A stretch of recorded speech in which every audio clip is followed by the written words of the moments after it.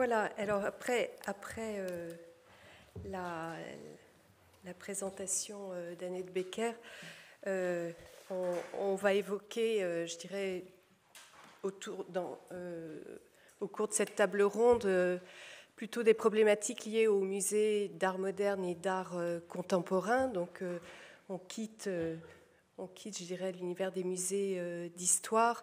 Même si, et je pense que la transition était bien trouvée avec le cas de Myriam Khan, on va évoquer évidemment ce cas précis et qui évidemment a tout à fait à voir avec les questions d'histoire, les questions de société.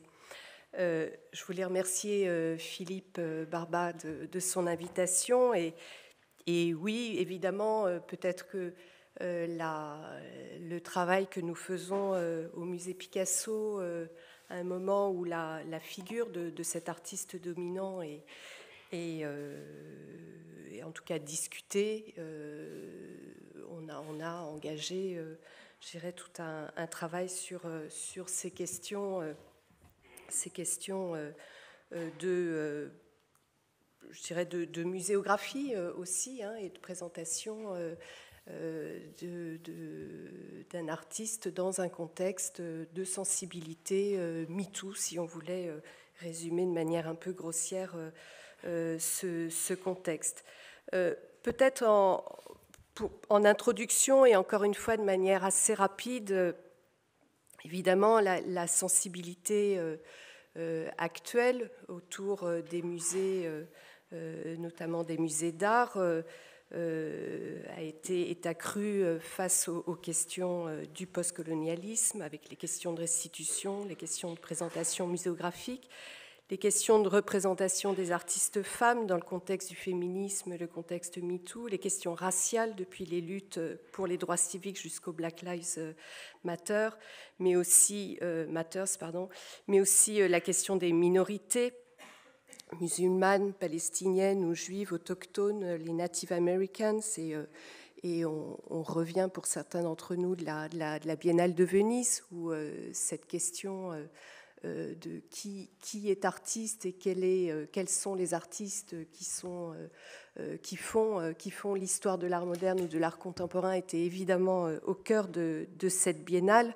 Je vous montre là la façade du pavillon central des Giardini, qui a été donc peinte par un collectif brésilien, Macu.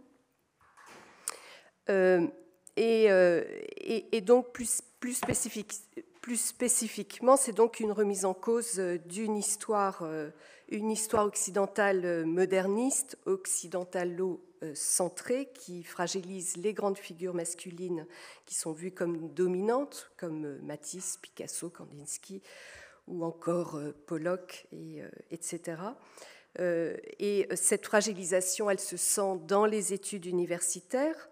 C'est beaucoup moins lisible, par contre, dans le cadre ou sur le marché de l'art. On y reviendra peut-être.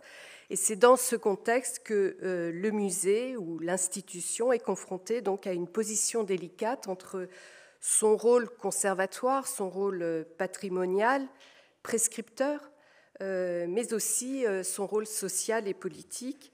Et c'est donc un outil culturel dans un monde mouvant qui évidemment interroge nos pratiques. Aussi, je voulais juste en introduction, et chacun des trois intervenants de cette table ronde que je présenterai reviendra sur des sujets qu'ils ont eu à traiter de manière très, très concrète, mais je voulais juste énumérer quelques grandes affaires qui, selon moi, en essayant d'esquisser une sorte de typologie, explicitent assez bien ces questions de censure ou d'autocensure et qui nous interroge sur ce que l'on montre, comment on le montre, et qui évidemment est tout à fait au cœur de notre pratique. Cette question de la censure, par ailleurs, il faudrait il faudrait en parler de manière, je dirais, presque plus large et plus historique. Elle est totalement liée, sans doute, à la naissance de la modernité. Il faudrait parler de la littérature, parler du cas de Baudelaire, de parler de Flaubert, etc. Donc on n'est pas non plus face à un questionnement qui serait tout à fait, qui surgirait de notre brûlante actualité. C'est presque totalement constitutif de ce que serait la modernité en art. Mais je voulais juste donner enfin, voilà, vaguement une typologie actuelle.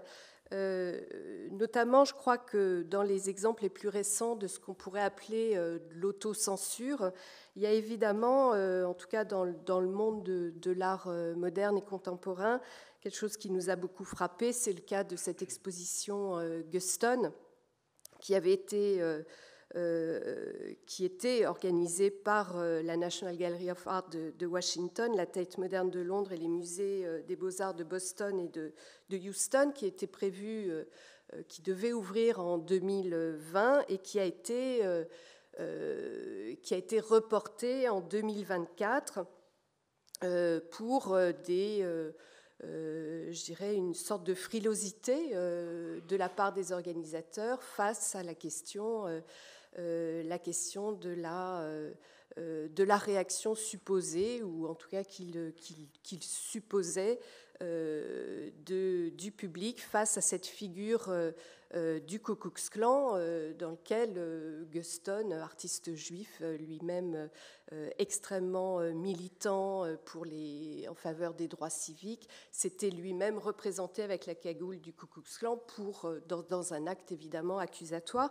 Et donc cette sorte de subtilité, de complexité de la représentation, donc avec un jeu, je dirais, un jeu sur l'identification et sur la manière la place qu'occupe l'artiste, était visiblement jugé comme trop subtil, ou en tout cas nécessitant une médiation qui n'était pas suffisamment aboutie pour être présentée. Donc ça, il y a eu toute un débat dans la presse et même je dirais la démission d'un des commissaires de la Tate moderne. C'est donc, je trouve, un exemple assez intéressant qui pose finalement la question de la programmation pour nous, responsables de musées ou de lieux d'exposition. Et qui me rappelle la position, par exemple, du MoMA, qui avait organisé cette exposition sur le primitivisme avec Rubin en 1983, et qui a été un véritable traumatisme pour l'institution, puisque c'est de là qu'on peut dater en tout cas la mise en question de ce recours à des sources africaines comme un acte d'appropriation de la part des conservateurs, et qui fait qu'aujourd'hui encore il est absolument impensable que le MoMA puisse présenter dans ses collections un objet d'art africain. À l'inverse, toujours sur ces questions de programmation, il faudrait évoquer la nouvelle présentation des collections en 2018 au MoMA, où je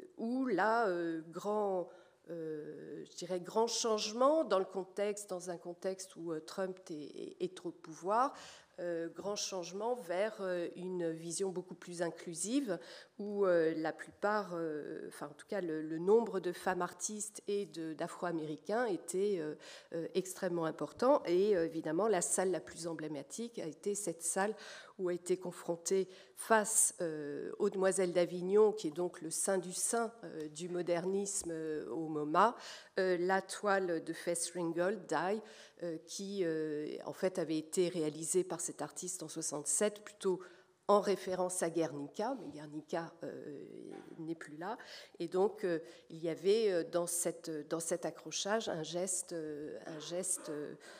statement, s'il faut reprendre un terme anglais, très fort d'un MoMA plus inclusif. Donc ça, je dirais, c'est vraiment toute cette préoccupation sur la programmation, qu'est-ce qui est compréhensible, pas compréhensible, comment est-ce qu'il faut accompagner, je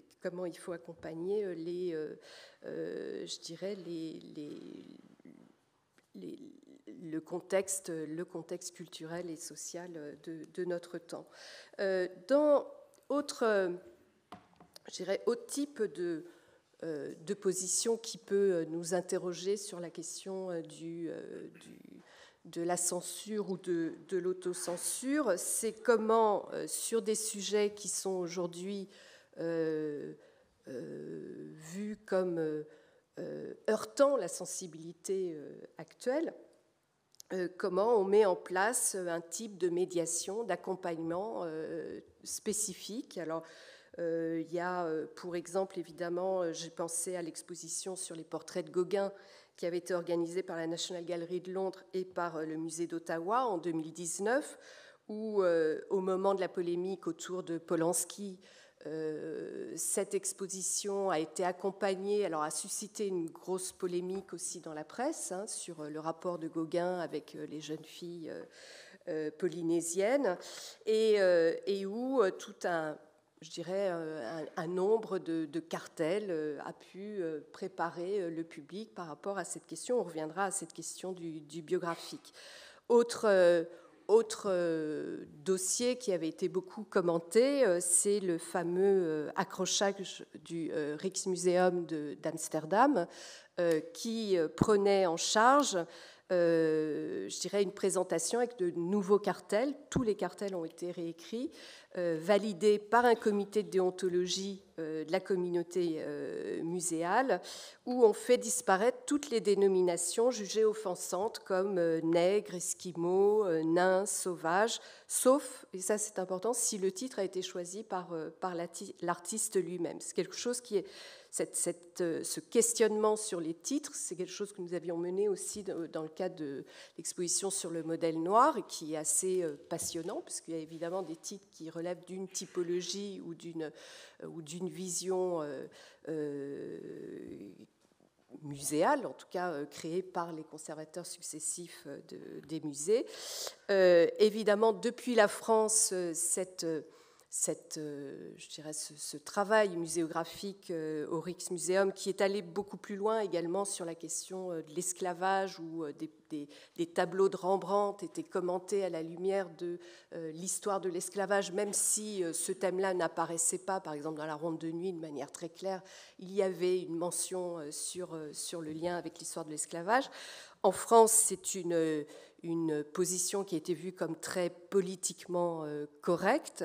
On voit aussi que ces choses-là évoluent. Il faudrait évoquer le travail qui a été fait également au musée de Tervuren, qui était un travail très, très radical, et je crois que ça va être évoqué dans une table ronde future. Et puis, autre question que j'aimerais évoquer, c'est la question de l'œuvre limite. Et là, on revient à la question, de la modernité, comment l'œuvre limite est finalement une forme d'étape, de structure dans une vision téléologique de l'art moderne qui a toujours structuré finalement la question de l'art moderne. Ces œuvres limites ou ces thèmes qui sont considérés comme limites vont mener à des appels à la censure. Je crois que François reviendra sur ce fait tout à fait marquant dans l'histoire de la censure et dans l'histoire des procès autour de l'exposition présumée innocent du CAPC de Bordeaux, qui avait été qualifiée de pornographique et surtout qui mettait aussi en cause les questions de pédophilie qui vont connaître ensuite d'autres rebondissements, mais qui a été, je pense, presque un traumatisme pour notre profession sur une histoire de procès qui a duré plus de 10 ans et qui a concerné donc nos collègues qui ont été attaqués. On peut évoquer évidemment pas mal d'œuvres qui vont jouer autour de la question du blasphème. Je pense à la fameuse pièce de Romeo Castellucci sur le concept du visage du Fils de Dieu, qui a aussi suscité beaucoup de réactions et de blocages par rapport. Et puis, alors, parce qu'en fait, je pense que c'est quelque chose qui va être évoqué, voilà, par Mathieu. Donc, cette fameuse exposition l'un et l'autre, avec une installation de Jean-Jacques Lebel à partir de photos d'Abou Ghraib, des photos de tortionnaires qui ont été mises en scène par le plasticien et qui ont pu évidemment mettre mal à l'aise. Ça, c'est ce que j'appellerais vraiment typiquement des œuvres limites, comme, mais peut-être d'un autre point de vue, l'exposition de Myriam Khan, sur laquelle on reviendra. Donc, je le disais, c'est vraiment, on n'a pas le temps là d'entrer dans cette question historique, mais de manière donc assez grossière. Il faut quand même faire ce lien avec l'histoire de la modernité, qui a quand même s'est fait par une succession de scandales. De scandales qui ont eu à voir avec des questions de forme, de forme d'illisibilité. Et là, je vous montre évidemment l'une des œuvres qui a été une des plus radicales de l'art moderne, comme le carré blanc sur fond blanc de Malevich. Et puis le tournant peut-être avec Marcel Duchamp, qui, avec Fontaine en 1917, mais aussi avec Le nu descendant l'escalier, va créer une forme de scandale, mais un scandale qui va être provoqué en fait de manière volontaire par Duchamp, en jouant sur une forme de second degré, où la provocation est intégrée dans son œuvre, et finalement il s'avance déjà dans une forme de postmodernité, où il va rejoindre également la position de Dada, où la question de la forme et la question du contenu sont au cœur de ces scandales successifs en art moderne. Je finirai avec un dernier point tout à fait essentiel, je dirais, pour notre musée Picasso. C'est aujourd'hui évidemment la question de la séparation ou non entre l'artiste et son œuvre, en faisant le constat d'une époque qui est obsédée par le biographique. Nous sommes dans une époque de biopic, de docu-fiction, où cette question également de la morale est absolument omniprésent. Et ce débat entre la figure de l'artiste, sa biographie et son œuvre est évidemment au cœur de nombreuses volontés de ce qu'on a appelé la cancel culture, d'effacement ou en tout cas de retrait d'œuvres d'artistes. Alors, je vous montre évidemment pour illustrer cela, donc c'est une des femmes qui pleurent de 1937, de Picasso, qui est vue aujourd'hui beaucoup plus comme Picasso peignant une Dora Maar, sa compagne martyrisée par l'artiste, en occultant le contexte de 1937 dans un contexte iconographique qui est lié également à la déploration et à la question de la guerre civile espagnole. Mais évidemment, dans les sujets que nous verrons, il y a d'autres cas. On a évoqué Gauguin.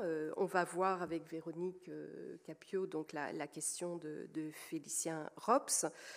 qui est un artiste mort, donc comme Picasso, on avait évoqué ça avant d'ouvrir cette table ronde, mais il y a également, et François nous en parlera, la question d'artistes comme Claude Lévesque, dont les œuvres sont aujourd'hui, il est mis en examen pour pédophilie, et ces œuvres ont quasiment disparu de la sphère publique. Donc je pense que ça, c'est aussi une question qui sera intéressante à évoquer. Voilà, de manière un peu désordonnée, les questions que nous pouvons nous poser dans le cadre des musées des Beaux-Arts. Je vais donc à chacun des trois intervenants leur laisser nous exposer en fait les cas auxquels ils ont été confrontés. Je vais donner la parole d'abord à Véronique Carpio, qui est donc la conservatrice et directrice du musée Félicien Rops de Namur, donc en Belgique, et qui me le rappelait quand on a un peu évoqué le sujet, que ce musée était jusque dans les années 70 interdit aux moins de 18 ans. Et c'est donc face à l'œuvre de cet artiste symboliste belge, sataniste, et bien d'autres, et d'autres, qu'elle a développé en fait toute une politique de médiation et de rapport à l'œuvre et au public qui va nous intéresser. Et elle nous évoquera également la question de Yann Fabre, un autre artiste contemporain qui lui aussi a été mis en cause pour harcèlement sexuel et harcèlement moral. Et elle nous expliquera comment la ville a géré une œuvre monumentale qui est à Namur. Voilà. Je vous laisse. Merci. Merci beaucoup. Et donc, vous avez mais voilà, pour cette prise de parole, je voulais d'abord un petit peu revenir sur la personnalité de Félicien Rops. Et aussi sur le musée qui présente donc non seulement la collection de références, présente plus ou moins 300 œuvres de Félicien Rops, et à côté de ça, on a aussi une politique, on en parlait, vous en parliez, de cette question de la programmation aussi des expositions temporaires. Donc le musée Félicien Rops est situé vraiment dans le cœur de la ville. C'est un lieu qui, au fur et à mesure des années, a gagné en reconnaissance. Il a déménagé au début des années 80, mais donc avant, il y avait quelques œuvres de Félicien Rops dans le musée qui est actuellement le musée des Arts Anciens, quelques œuvres de Félicien Rops qui étaient présentées, et c'est à cette occasion-là que les visiteurs devaient présenter leur carte d'identité pour pouvoir accéder aux œuvres de Rops qui étaient évidemment plutôt réputée très sulfureuse. Donc le musée Rops a une spécificité puisqu'on est vraiment un musée monographique, on n'est pas un musée des Beaux-Arts, donc on est vraiment, notre mission est vraiment de défendre les œuvres de l'artiste, et c'est aussi un musée de province, et ça je pense que ça a une importance. C'est pas un musée qui est situé à Bruxelles, on est en Wallonie, c'est une petite ville de 100 000 habitants, et le fait justement, je pense, d'une certaine liberté est aussi dû au fait que notre musée se trouve sur le territoire. Et donc il y a une certaine fierté en fait pour la ville d'avoir un artiste qui a défrayé de son époque la chronique, qui continue à défrayer la chronique. Et donc il y a une espèce aussi de communauté autour de Félicien Rops, une communauté bien réelle, où les gens peuvent assez facilement, je pense, s'identifier à l'artiste. En tout cas, on est souvent confronté, dans le cadre de rencontres avec le public, au fait que les gens se sentent en communion d'esprit avec le côté très rebelle de cet artiste qui s'appelait lui-même l'infâme Félie, et qui a été, en fait, il a lui-même été au cœur d'un féminicide, puisqu'une de ses maîtresses a été assassinée par par son mari, parce qu'il avait retrouvé des lettres de Félicien Rops dans les choses de sa femme. Elle lui avait fait, c'était le cas de Alice Renaud, qui est un cas de féminicide bien connu au XIXe siècle. Et donc, à cette occasion-là, Félicien Rops a dû comparaître et l'avocat l'a traité de l'infâme Félie, ce que lui a beaucoup repris en fait dans sa correspondance. Donc l'œuvre de Félicien Rops est très variée. Il est né à Namur, il a assez rapidement été à Bruxelles où il s'est illustré dans la caricature. Donc, je vous ai mis des exemples. Voilà une œuvre Juif et chrétien. Il était très inspiré par Daumier, aussi bien pour sa caricature que pour son côté assez réaliste. Une œuvre qui s'appelle aussi Enterrement au pays wallon, donc qui fait évidemment le lien avec Courbet. Il est arrivé à Paris vers 1874, donc il a abandonné sa femme puisqu'il s'était mis en trouble avec deux sœurs. Aurélie et Léontine Duluc, qui étaient des couturières et avec qui voilà, il a passé en fait le reste de sa vie. Et c'est quelqu'un qui a été aussi du coup beaucoup influencé par la mode du 19e siècle. Il a vraiment toute cette histoire aussi de femmes autour de lui, hein, puisqu'il s'était voilà, il ne se limitait pas à ses maîtresses, mais il les a aidées aussi à gravir les échelons sociaux, puisque de simples couturières, elles ont eu leur propre maison de couture. Elles ont même été à New York avec Félicien Rops pour créer une succursale de leur maison de couture. Alors, l'œuvre la plus connue de Rops, c'est sans doute La Pornocratesse, où je vous ai mis là la femme qui se laisse guider par le cochon qui est le symbole des instincts, la femme qui représente en fait le corps moderne. Donc ça, c'est quelque chose que Rops va vraiment, c'est vraiment sa marque de fabrique, hein. Il veut être le représentant de la modernité, et donc il va trouver ces modèles parmi notamment les femmes assez désœuvrées, comme vous avez une buveuse d'absinthe. Donc il y a tout un travail symboliste, tout un travail, mais aussi il était considéré par les collectionneurs de son temps comme un impressionniste. Et il y a notamment la référence aussi à la femme fatale qui est très très présente dans son œuvre, avec la Dame au pantin, où vous voyez ce petit pantin qui représente l'homme du 19e siècle manipulé par la femme, et le ventre du pantin est ouvert et de ce ventre coulent des pièces d'or. Donc évidemment, l'allusion assez évidente. Et puis, il y a tout un côté, donc, par rapport aussi aux maladies sexuellement transmissibles, à la syphilis. Donc, vous voyez aussi une œuvre où c'est une prostituée qui attire le client dans une rue et en fait, en dessous de son masque se trouve le squelette, qui est déjà la préfiguration donc, de la mort, surtout amenée par la maladie dans les lieux de prostitution. Ensuite, il y a toute une série d'œuvres que nous présentons au sein du musée. Et il faut bien l'avouer, la première partie de l'œuvre de Rops intéresse moins le public.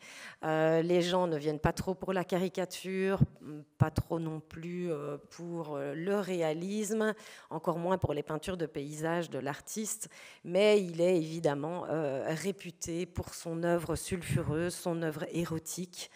Il était lui-même de son temps. Il était très recherché par certains types de collectionneurs, donc il critiquait énormément la bourgeoisie. En même temps, c'est la bourgeoisie qui lui achetait ses œuvres. Et il va, durant toute sa vie, éviter, par exemple, les expositions.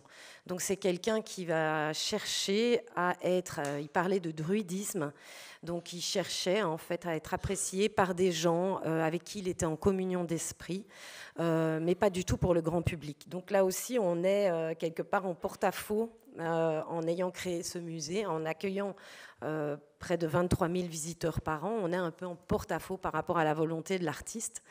Et donc voilà, tout son œuvre qui a trait à la sexualité est recontextualisée également. Vous voyez qu'il y a beaucoup de scènes humoristiques. Il y a aussi voilà, l'homosexualité féminine est beaucoup représentée. Et puis il y a tout ce travail sur le lien entre la femme et Satan. notamment avec une série très importante qu'il a réalisée à la fin de sa vie, qui s'appelle Les Sataniques, où ici vous avez donc cette crucifixion, et qui fera l'objet d'ailleurs d'une exposition à partir d'octobre de cette année. D'ailleurs, donc on va traiter justement dans une exposition qui s'intitulera L'album du diable, les tentations de Félicien Rops. On va justement traiter de cette question vraiment de la présence de Satan. Donc il y a ce lien très fort avec Baudelaire, puisque Baudelaire avait écrit que Félicien Rops était le seul artiste, le seul véritable artiste en Belgique. Donc voilà, c'était... Ils étaient amis. Alors, je vous ai mis ici aussi un petit peu comme un album photo aussi des différentes activités du musée pour vous montrer un peu la scénographie. Donc, la scénographie a été imaginée en 2003 et elle veut évoquer les maisons bourgeoises du 19e siècle. Donc, il y a différentes couleurs qui sont aussi recouvertes par des voiles qui évoquent la manière dont les maisons au 19e étaient décorées, et les œuvres sont placées sur fil. Et donc là, c'est un endroit où on évoque aussi la relation de Félicien Rops avec ses maîtresses, puisqu'on montre des robes que Félicien Rops a dessinées pour les Sœurs du Luc. Et je vous ai mis aussi l'image en fait de la relation entre Charles Baudelaire et Félicien Rops, qui est évidemment un socle sur lequel on s'appuie aussi pour attirer les écoles au musée et pour expliquer justement le côté parfois macabre de la représentation aussi de la sexualité.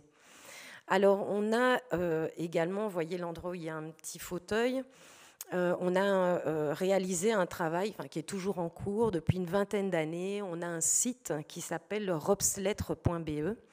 Et sur ce site, en fait, se trouvent les lettres de l'artiste ainsi que leur retranscription. Il y a également un module de recherche qui est assez poussé et qui permet vraiment de connaître la vie de l'artiste, de connaître tout son réseau. Il a beaucoup aussi communiqué avec Rodin. Il y a beaucoup de grands auteurs avec qui Félicien Rops a eu des relations. Et ça nous permet vraiment une certaine transparence par rapport à la vie de Rops, par rapport à ses correspondants. Et de cette manière aussi, le musée... se permet en fait d'utiliser cette correspondance non seulement pour donner un reflet un peu différent sur ce que les gens peuvent imaginer. Par exemple, les plus grandes critiques que nous avons, c'est Félicien Rops est misogyne. Et par exemple, toute cette correspondance nous a permis d'évoquer le lien de Félicien Rops avec ses modèles, où il était très soucieux en fait de leur qualité de vie, il les emmenait au théâtre. Voilà. Donc il y a beaucoup de choses dans sa correspondance qui permettent en fait de désamorcer certains conflits ou certaines critiques, et cette correspondance est accessible à tous. Vous voyez, je vous ai mis aussi une photo de la Pantocratès avec une famille. Et ça, c'est une campagne de promotion qui a été faite par l'Office du tourisme de la ville de Namur. Et voilà, j'ai trouvé ça assez... Enfin, elle a eu lieu il y a quelques années, mais je me suis dit, tiens, la mentalité change. On essaye d'attirer d'autres types de publics. Et je vous ai mis aussi... voilà, on parlait de programmation. C'est vrai que cette programmation, pour moi, est essentielle aussi, à côté de la présentation de la collection permanente. On organise des expositions temporaires, dont la dernière, par exemple, concerne un collectif féminin actif entre 1888 et 1893, qui s'appelait le Cercle des femmes peintres. Et donc, on a aussi... dans notre espace d'exposition temporaire, on a l'occasion de mettre des femmes en évidence, en lumière. Et puis voilà, d'autres objets de médiation, comme une réalité virtuelle autour d'une série des Dames au Pantin. Et vous voyez que le musée est aussi fort actif dans la ville. Par exemple, il y a un circuit qui a été mené avec d'autres partenaires, un circuit de vélo pour découvrir les lieux de la ville qui étaient parcourus par Félicien Rops. On essaye d'attirer aussi différents types de public, un peu de tous les âges, grâce à des actions. On participe beaucoup à des partenariats avec, on a un festival d'art de rue, par exemple, un festival du film, etc. Donc on essaye d'être moins catégorisé comme un musée. En tout cas, on évite vraiment d'être un musée de l'érotisme. C'est vraiment quelque chose, au niveau de la programmation, on est pas mal sollicité par des artistes. Voilà. Donc, on fait vraiment un choix. On a un comité qui détermine vraiment les grands axes de programmation. Donc voilà, ça c'est pour le musée Rops. Et M. Barba souhaitait aussi que j'explique un fait divers qu'il y a eu à Namur. Donc en 2015, on a organisé dans toute la ville une grande exposition qui s'appelait Facing Time et qui était sur les liens entre Félicien Rops et l'artiste contemporain Yann Fabre, qui est passionné en fait de l'œuvre de Rops. Qui allait visiter le musée Rops du temps où on devait présenter sa carte d'identité et qui nous avait proposé d'être un concept original où il mettait en fait des sculptures dans la ville. On avait retiré tout l'accrochage permanent du musée, on l'avait modulé pour qu'on ait vraiment un dialogue entre Yann Fabre et Félicien Rops. Je vous ai mis notamment dans le jardin du musée, il y avait des baignoires et je ne sais pas si on voit fort, mais il y avait un homme qui éjaculait, qui était le portrait de Yann Fabre qui éjaculait. Donc toutes les 3 ou 4 minutes, il y avait un jet d'eau qui sortait. On a osé. Je crois qu'on n'en ferait vraiment plus maintenant, mais en tout cas, il y avait une sculpture qui était Searching for Utopia, qui était donc vous voyez, c'est une grande tortue qui a été posée vraiment au-dessus de la citadelle de Namur, qui était un endroit en fait qui était très peu fréquenté par les Namurois, où il se passait jamais rien.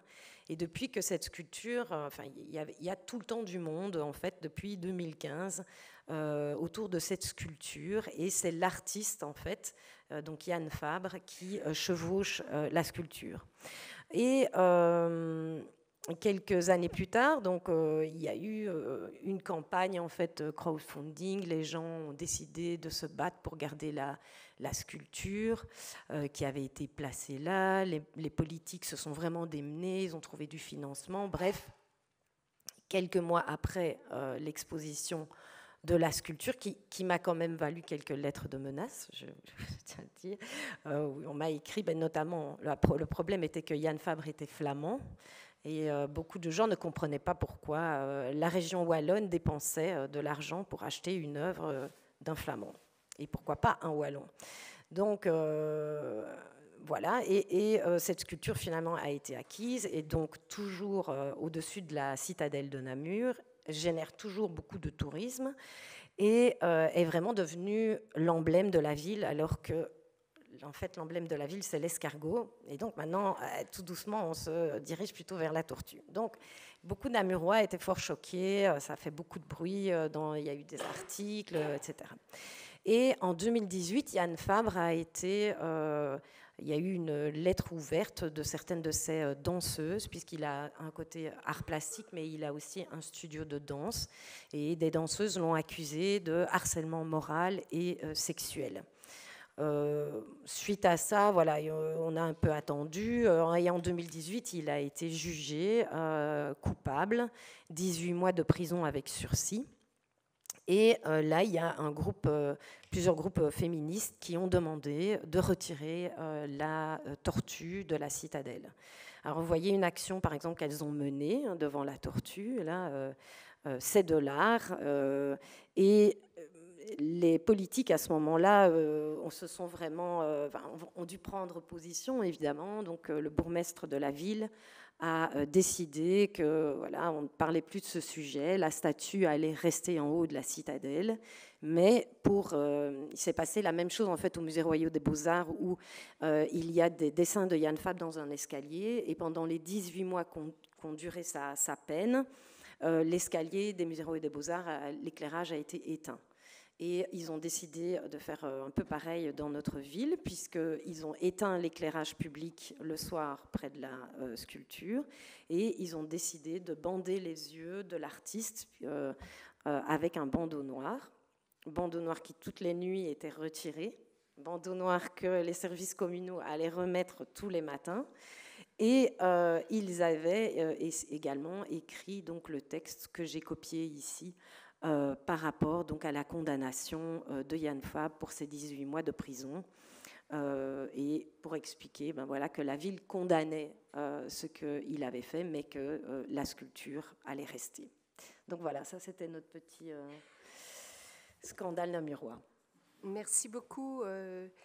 Je trouve intéressant que ce parallèle entre Jan Fabre et Félicien Rops, en fait, que le dialogue avec un artiste contemporain ne va pas du tout dans une sorte de rééquilibrage ou qui permettent de faire passer la figure de Félicien Rops quand vous parlez d'artiste femme, ou là qui donnerait un peu de... Mais là, au contraire, c'est un artiste qui va plutôt réactiver la dimension sexiste, pour pas dire misogyne, ou la dimension érotique, et aussi assez narcissique, qu'on peut retrouver. Et donc, voilà, je voulais juste faire ce lien qui est un peu inhabituel, effectivement, d'aller renforcer avec un artiste qui, visiblement, a choisi, et c'est sans doute pas étonnant qu'il y ait aussi ce goût pour Félicien Rops, et qui met bien en évidence aussi la question d'œuvres monumentales dans la ville. Je pense qu'on verra ça avec Claude Lévesque. Et merci également on reviendra sans doute peut-être dans les échanges sur le caractère, je dirais peut-être aussi plus ouvert par rapport aussi à la sexualité, ou en tout cas à la manière de montrer la sexualité dans la culture belge aussi. Il y a quand même des contextes nationaux qui sont un peu différents. Voilà. Voilà. Je propose qu'on passe à l'intervenant suivant, et on pourra revenir ensuite dans un débat. Voilà, remercier Mathieu Boncourt de participer donc à cette table ronde. Mathieu Boncourt donc est directeur de la communication depuis juin 2020 au Palais de Tokyo. C'est lui qui a impulsé une politique en direction d'une transition sociale et environnementale de l'institution. D'ailleurs, hier, j'ai bu le vin blanc de Palais de Tokyo, qui était le fameux jardin de ce lieu. Et depuis 23, donc puisque vous l'avez mis dans votre bio, même si c'est pas quand même, j'espère que c'est pas l'ensemble de votre activité, vous pilotez la communication de crise liée à la polémique autour de l'œuvre Fuck Abstraction, présentée donc dans l'exposition Ma pensée sérielle de Myriam Khan. Et donc, voilà, on souhaitait que vous reveniez un petit peu sur cet acte de vandalisme qui nous a tous beaucoup frappés. Mais je dirais que le Palais de Tokyo a vécu d'autres... c'est un lieu d'art actuel, et qui a connu d'autres polémiques. On reviendra sans doute sur l'exposition de Kader Attia et de Jean-Jacques Lebel, mais peut-être que vous avez d'autres sujets ou d'autres cas à évoquer. Voilà, merci. Merci beaucoup. Il a été question de traumatisme. Tout à l'heure, on parlait du traumatisme du MoMA, on parle du traumatisme des institutions quand il leur arrive ce genre de sujet. Je suis ravi d'avoir l'occasion de revenir sur un traumatisme personnel et collectif qui a été l'affaire Myriam Khan. Je pense que c'est une dimension à ne pas négliger quand une institution, quand toute une équipe se retrouve embarquée dans une polémique de cet ordre-là, parfois dans des combats judiciaires. François en parlera certainement. C'est vraiment une expérience traumatique. Et comme toute expérience traumatique, il est important d'en parler, je pense. Le Palais de Tokyo a une place un peu singulière dans cette table ronde, puisque nous ne sommes pas un musée, nous sommes un centre d'art contemporain dans le 16e arrondissement de Paris, et notre mission de service public consiste à soutenir la création contemporaine sous toutes ses formes, à accompagner les artistes contemporains et contemporaines dans la production et la monstration de leurs œuvres, mais aussi, et c'est très important, nous avons, comme beaucoup d'entre nous autour de cette table, une mission de service public qui consiste à rendre l'art contemporain le plus accessible possible à toutes et à tous, les missions classiques de médiation. Pourquoi je dis ça? Parce que je ne connais pas de musée ou d'institution culturelle irresponsable. Ça paraît bizarre, mais nous sommes tous responsables. D'abord, nous sommes tous responsables vis-à-vis de la loi. Nous sommes tous responsables vis-à-vis des visiteurs et des visiteuses, et nous sommes tous responsables aussi, en l'occurrence, vis-à-vis des artistes. Nous avons une responsabilité. Et je pense que c'est important de le rappeler, parce que quand on va se retrouver dans une polémique comme celle-là, rapidement, la question de la responsabilité va être soulevée. Et moi, je connais personne qui laisse aucune institution, quels que soient les contenus qu'elle présente, ne laisse des enfants tout seuls déambuler dans des expositions, par exemple. Je n'ai jamais vu ça. Alors, vraiment, exceptionnellement, mais ça n'arrive pas. On ne laisse pas un enfant courir comme ça, tout seul, sans ses parents, dans une exposition. On ne laisse pas des œuvres profondément pornographiques à la vue de toutes et tous. Personne, ça ne viendrait à l'idée d'aucune institution culturelle de le faire. Ça paraît évident ici, mais c'est précisément ce qu'on va nous reprocher régulièrement et qu'il va falloir rappeler à chaque fois qu'il y a une polémique. C'est-à-dire qu'il n'existe quasiment pas non plus de polémiques, sauf celles qui vont intervenir à un moment donné parce qu'il y a une condamnation ou une mise en cause d'un individu dont on ne connaissait pas les agissements. Mais sinon, les ingrédients d'une potentielle crise sont connus d'emblée. C'est le cas de l'exposition de Myriam Khan. Que se passe-t-il? Myriam Khan est une artiste, une grande artiste, née en 1949, issue d'une famille juive qui va émigrer en Suisse en 1933. Elle naît donc en Suisse et elle va, tout au long de sa carrière, dénoncer par son travail beaucoup de choses. D'abord le patriarcat. C'est une militante féministe des années d'après-guerre, avec tout ce que ça comporte aussi d'évolution en termes de logiciels féministes aujourd'hui. Il y a parfois des inadéquations entre les combats, mais c'est une féministe affirmée qui va notamment montrer les corps de femmes, montrer les corps de femmes vieillissants, montrer les corps de femmes victimes de violences sexistes et sexuelles, montrer le corps des femmes aussi comme victimes des crimes de guerre, puisqu'on sait que les crimes de guerre et la sexualité est régulièrement utilisée comme crime de guerre. La guerre au sens large, au-delà des femmes, va imprégner très très fortement son travail. Et puisqu'il est question de dessin de presse, j'ai envie quasiment de dire, Myriam Khan, elle fait du dessin d'après la presse. C'est-à-dire que sa routine d'artiste, c'est de se lever, de regarder l'actualité, et à partir du flot de ces images sur lesquelles jamais nous ne nous arrêtons, parce que nous ne voulons pas voir, parce qu'elles défilent à un rythme de plus en plus accru,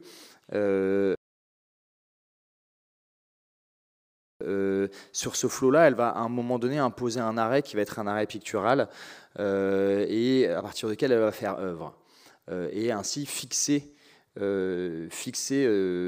l'actualité. Et donc ça devient une représentation. On va y revenir, puisque c'est tout l'objet. Myriam Khan, vous avez son portrait devant vous. Et l'ancienne présidente du Palais de Tokyo, Emma Lavigne, décide de l'inviter pour une exposition, puisque Myriam Khan a une très grande carrière internationale, mais comme beaucoup de femmes de son âge, elle n'a pas eu de solo en France jusqu'à cette exposition au Palais de Tokyo. Donc c'était à près de 80 ans, son premier grand solo institutionnel en France, une exposition qui est intitulée « Ma pensée c'est Ariel ». Là aussi, pourquoi je précise le titre de cette exposition, parce que ça a une importance, vous allez le voir.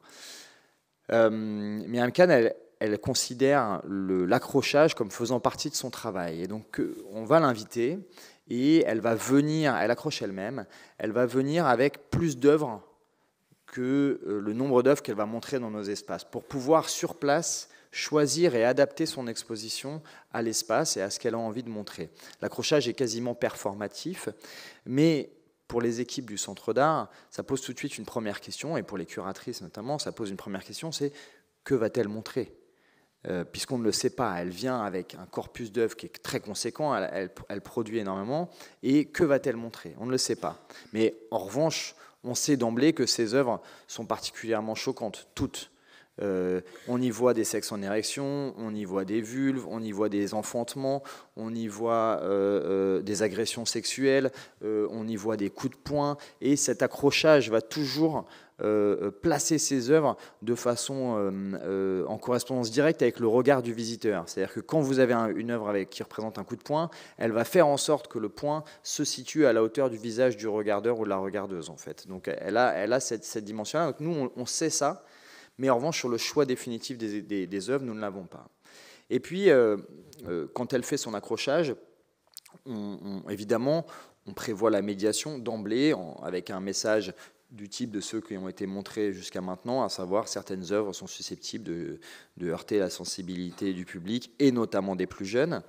Nous faisons aussi en sorte que les œuvres les plus fortes soient regroupées dans des pièces dont le contrôle d'accès puisse se faire plus facilement. Et quand je dis contrôle d'accès, c'est pour pouvoir faire un rappel par les agents de sécurité, mais aussi par les équipes de médiation, que, attention, nous arrivons dans une pièce qui est encore plus forte ou encore plus susceptible de heurter que la pièce précédente. Il y a une forme de rappel, c'est important aussi.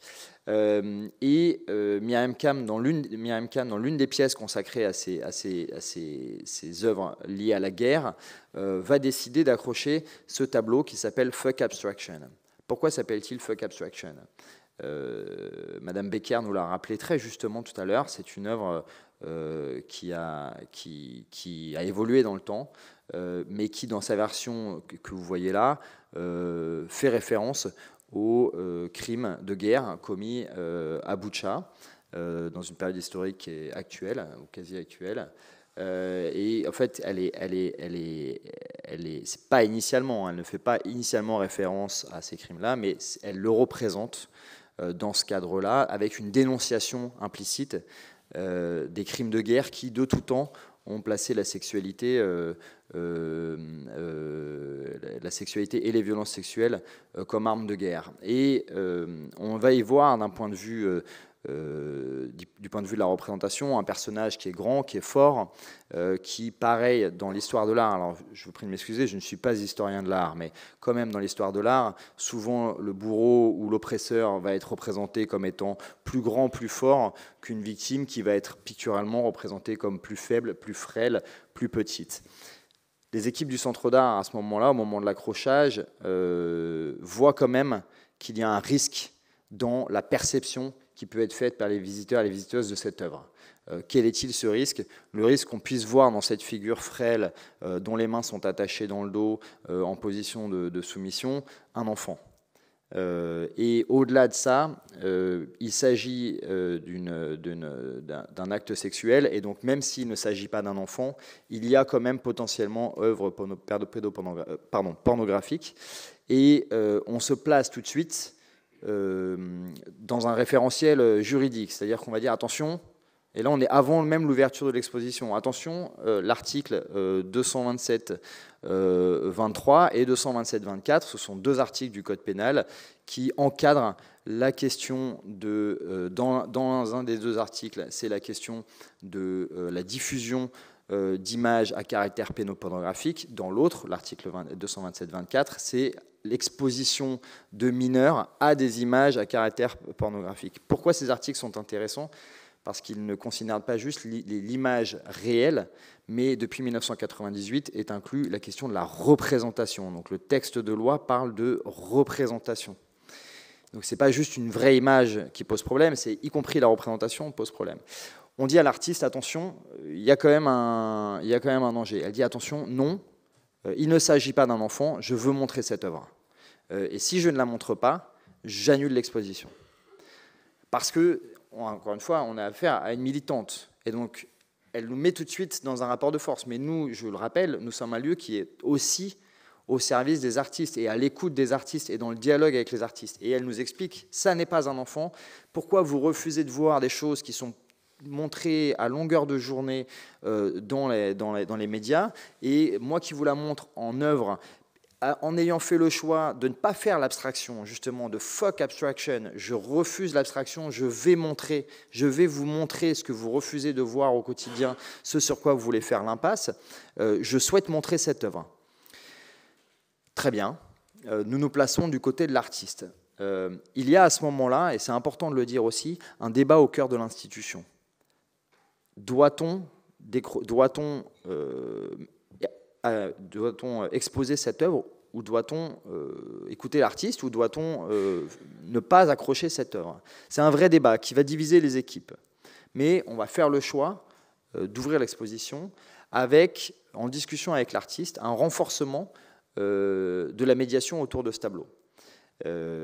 C'est important parce que c'est une artiste suisse et comme beaucoup d'artistes germaniques, la tradition du cartel en Allemagne, en Autriche ou en Suisse est plutôt minimaliste. Donc elle ne veut pas de cartel à côté de ses œuvres et donc on lui quand même, en discussion avec elle, on dit il faut quand même dire quelque chose. Qu'est-ce que c'est? Pourquoi c'est là?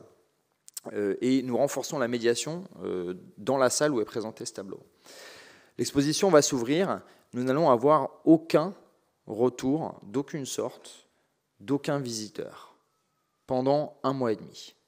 L'expo tourne. Nous n'avons personne ne vient nous dire il y a un problème. Il y a un message à la billetterie dès l'entrée qui dit attention, les œuvres sont susceptibles de choquer.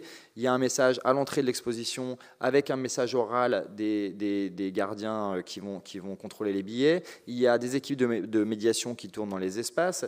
Il y a à l'entrée de cette deuxième salle dans laquelle est présenté le tableau un nouveau rappel en disant attention, les œuvres présentées dans cette salle sont plus grandes. Le dispositif est très carré et puis on avait vraiment beaucoup d'ateliers de médiation autour du travail de Myriam Khan. Tout va partir d'un tweet.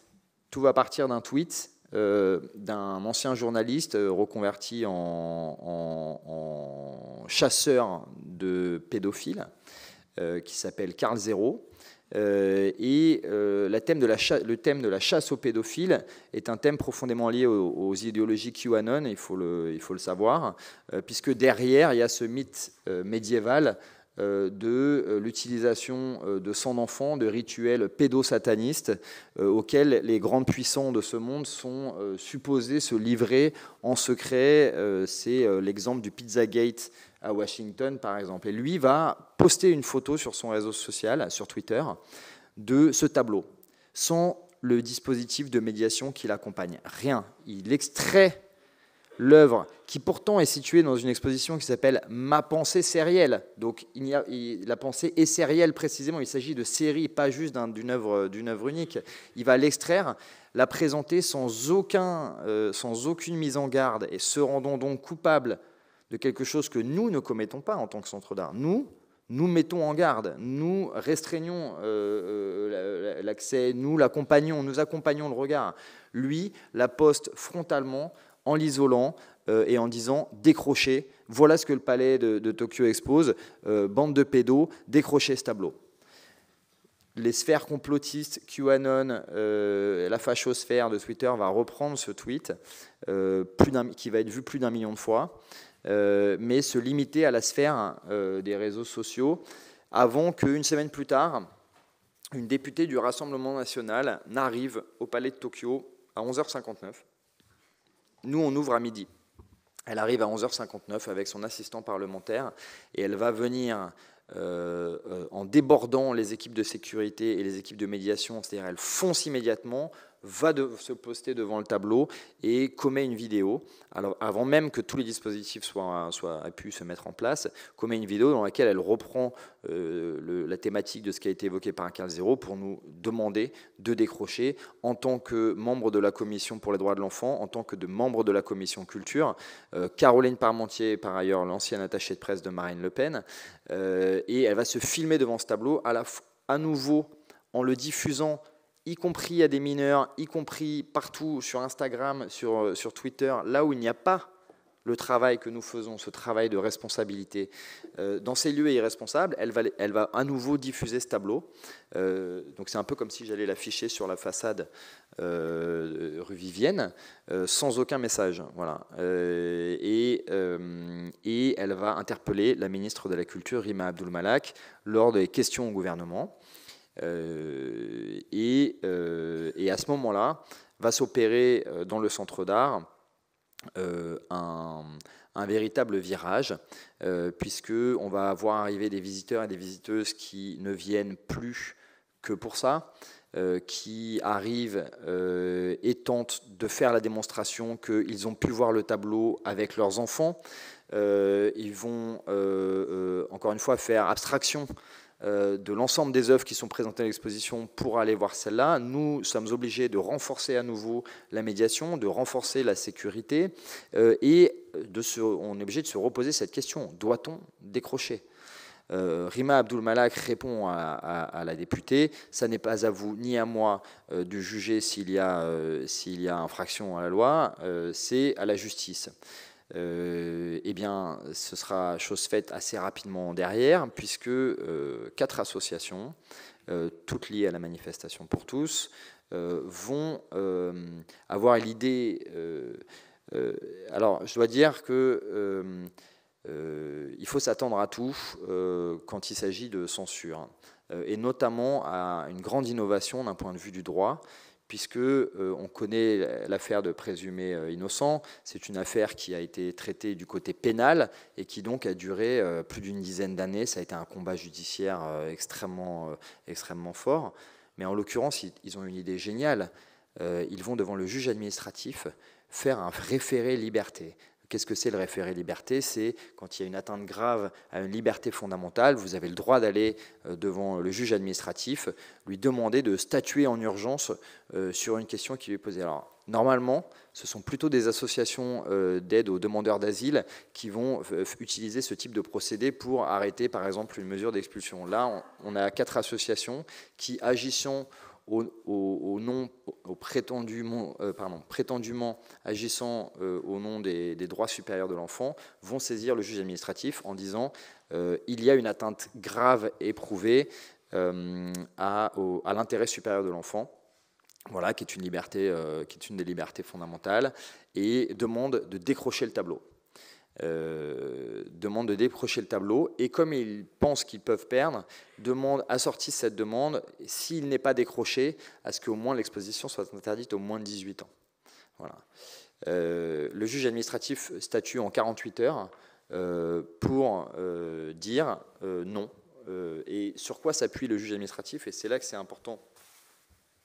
Il s'appuie précisément sur notre responsabilité. Qu'a regardé le juge administratif? Il a regardé si nous avions pris toutes les mesures en tant que centre d'art, en tant qu'institution, pour précisément prévenir,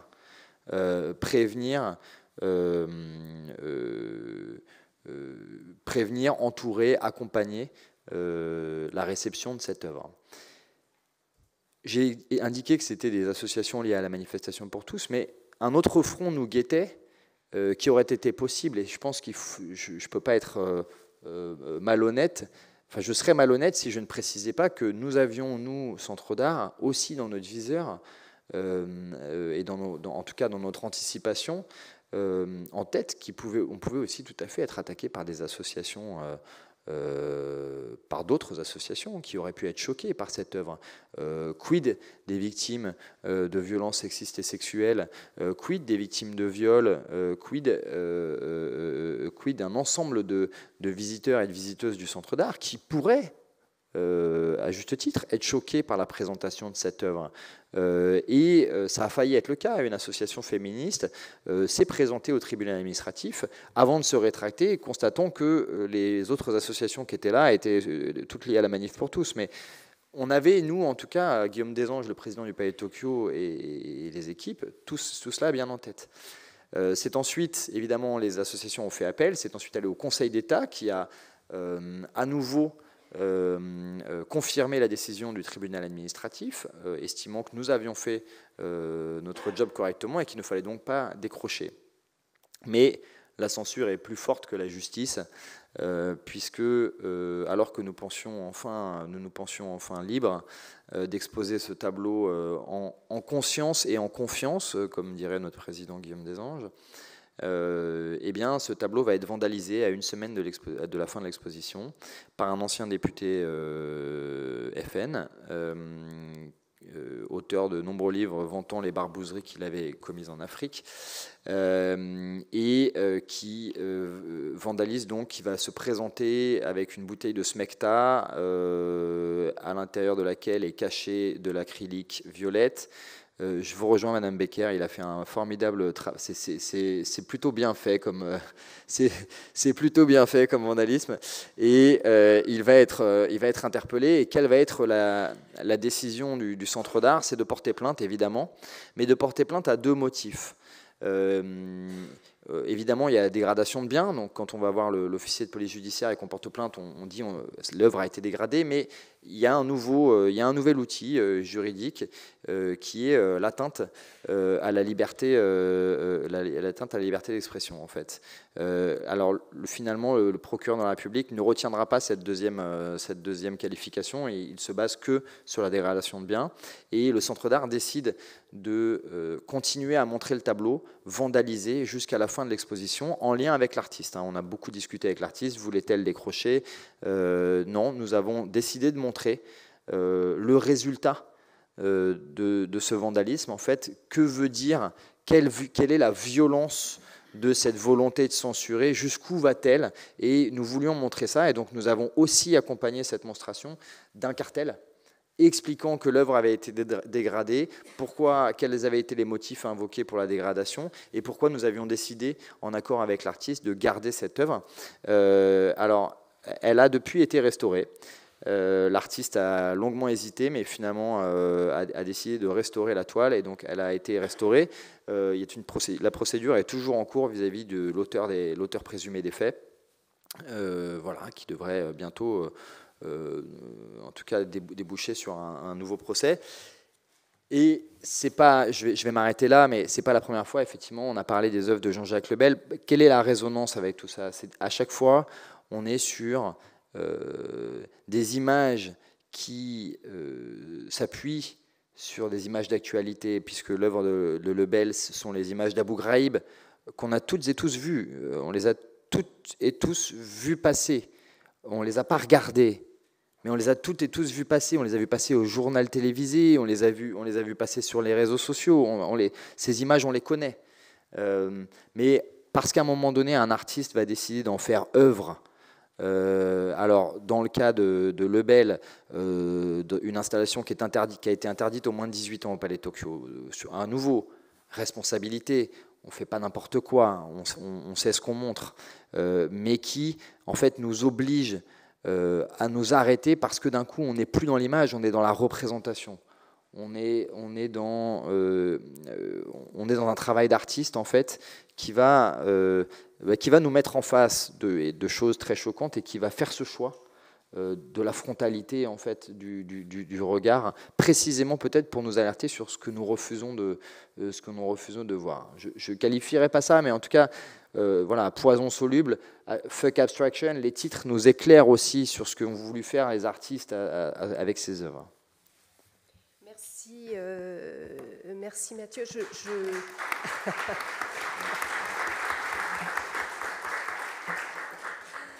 Je crois que c'était très, très utile, en tout cas, d'avoir ce descriptif très précis d'un cas de figure de de vandalisme, de censure extérieure. Et j'espère, le temps passe, mais j'espère qu'on aura un moment d'échange sur cette question. Donc très rapidement, je donne la parole à François Quintin, qui est actuellement le directeur de la collection Lambert à Avignon, mais qui a été également précédemment le délégué aux arts visuels à la direction générale de la création du ministère de la Culture. Et je crois, à ce titre, avec ces deux casquettes, François va pouvoir nous évoquer, je dirais, à la fois des cas précis qui ont à voir avec la collection Lambert. On a parlé donc de Claude Lévesque, on pourrait parler aussi de Serrano, et de manière plus large, puisque je pense que tu as vu beaucoup tu as fréquenté et animé beaucoup la scène contemporaine, et cette question de la censure et de l'autocensure est évidemment au cœur de cette activité. Oui, merci. Bon, merci Cécile, merci Mathieu pour ce rappel effectivement de ces périodes très troublées et qu'on a suivies et que j'avais suivies à l'époque évidemment de très près au ministère de la Culture. Vous étonnez pas, j'ai laissé le truc tourner parce que comme ça j'ai pas à m'en occuper. Et vous pourrez raccorder les choses que je raconte avec les images que vous voyez en défiler en boucle.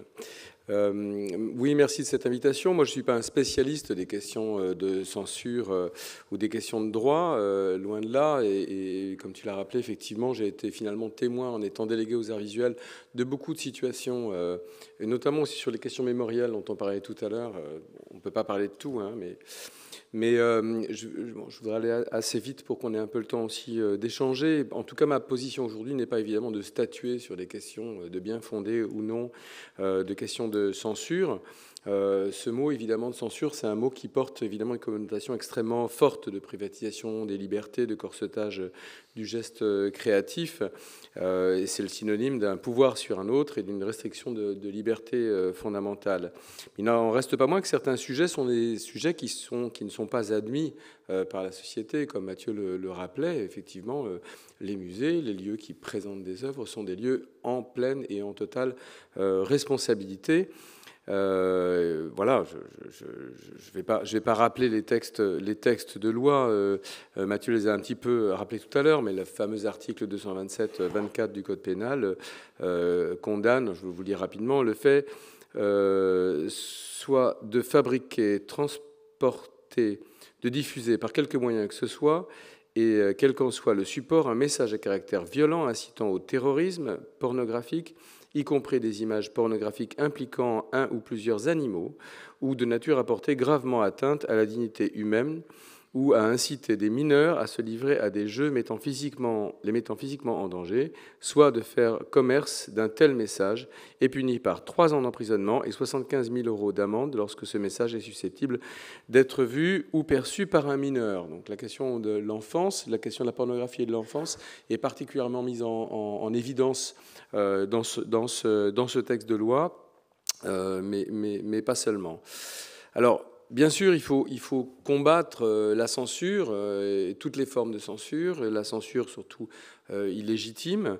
Il ne faut pas non plus pour autant prôner une vision libertarienne à la Elon Musk qui crée évidemment des confusions où on peut tout dire et finalement créer des situations de remous, de confusion dont les États-Unis donnent actuellement un terrible exemple.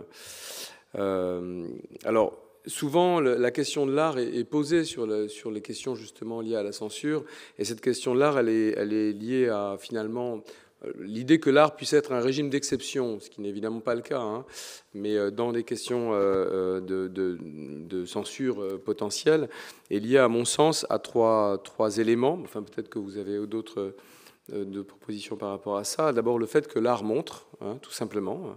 On dirait-on de Picasso que Guernica fait l'apologie de la guerre, de même que dirait-on effectivement que l'œuvre de Myriam Kahn fait l'apologie de la violence guerrière et sexuelle. Donc effectivement, c'est une réalité, c'est l'une des missions de l'art. L'art est intemporel. C'est un autre sujet, c'est-à-dire que toute œuvre d'art porte en soi une adresse à sa postérité, et ainsi un artiste peut penser pouvoir s'affranchir des règles du regard à destination des générations futures. Peut-être que les scandales d'aujourd'hui deviendront les académismes de demain.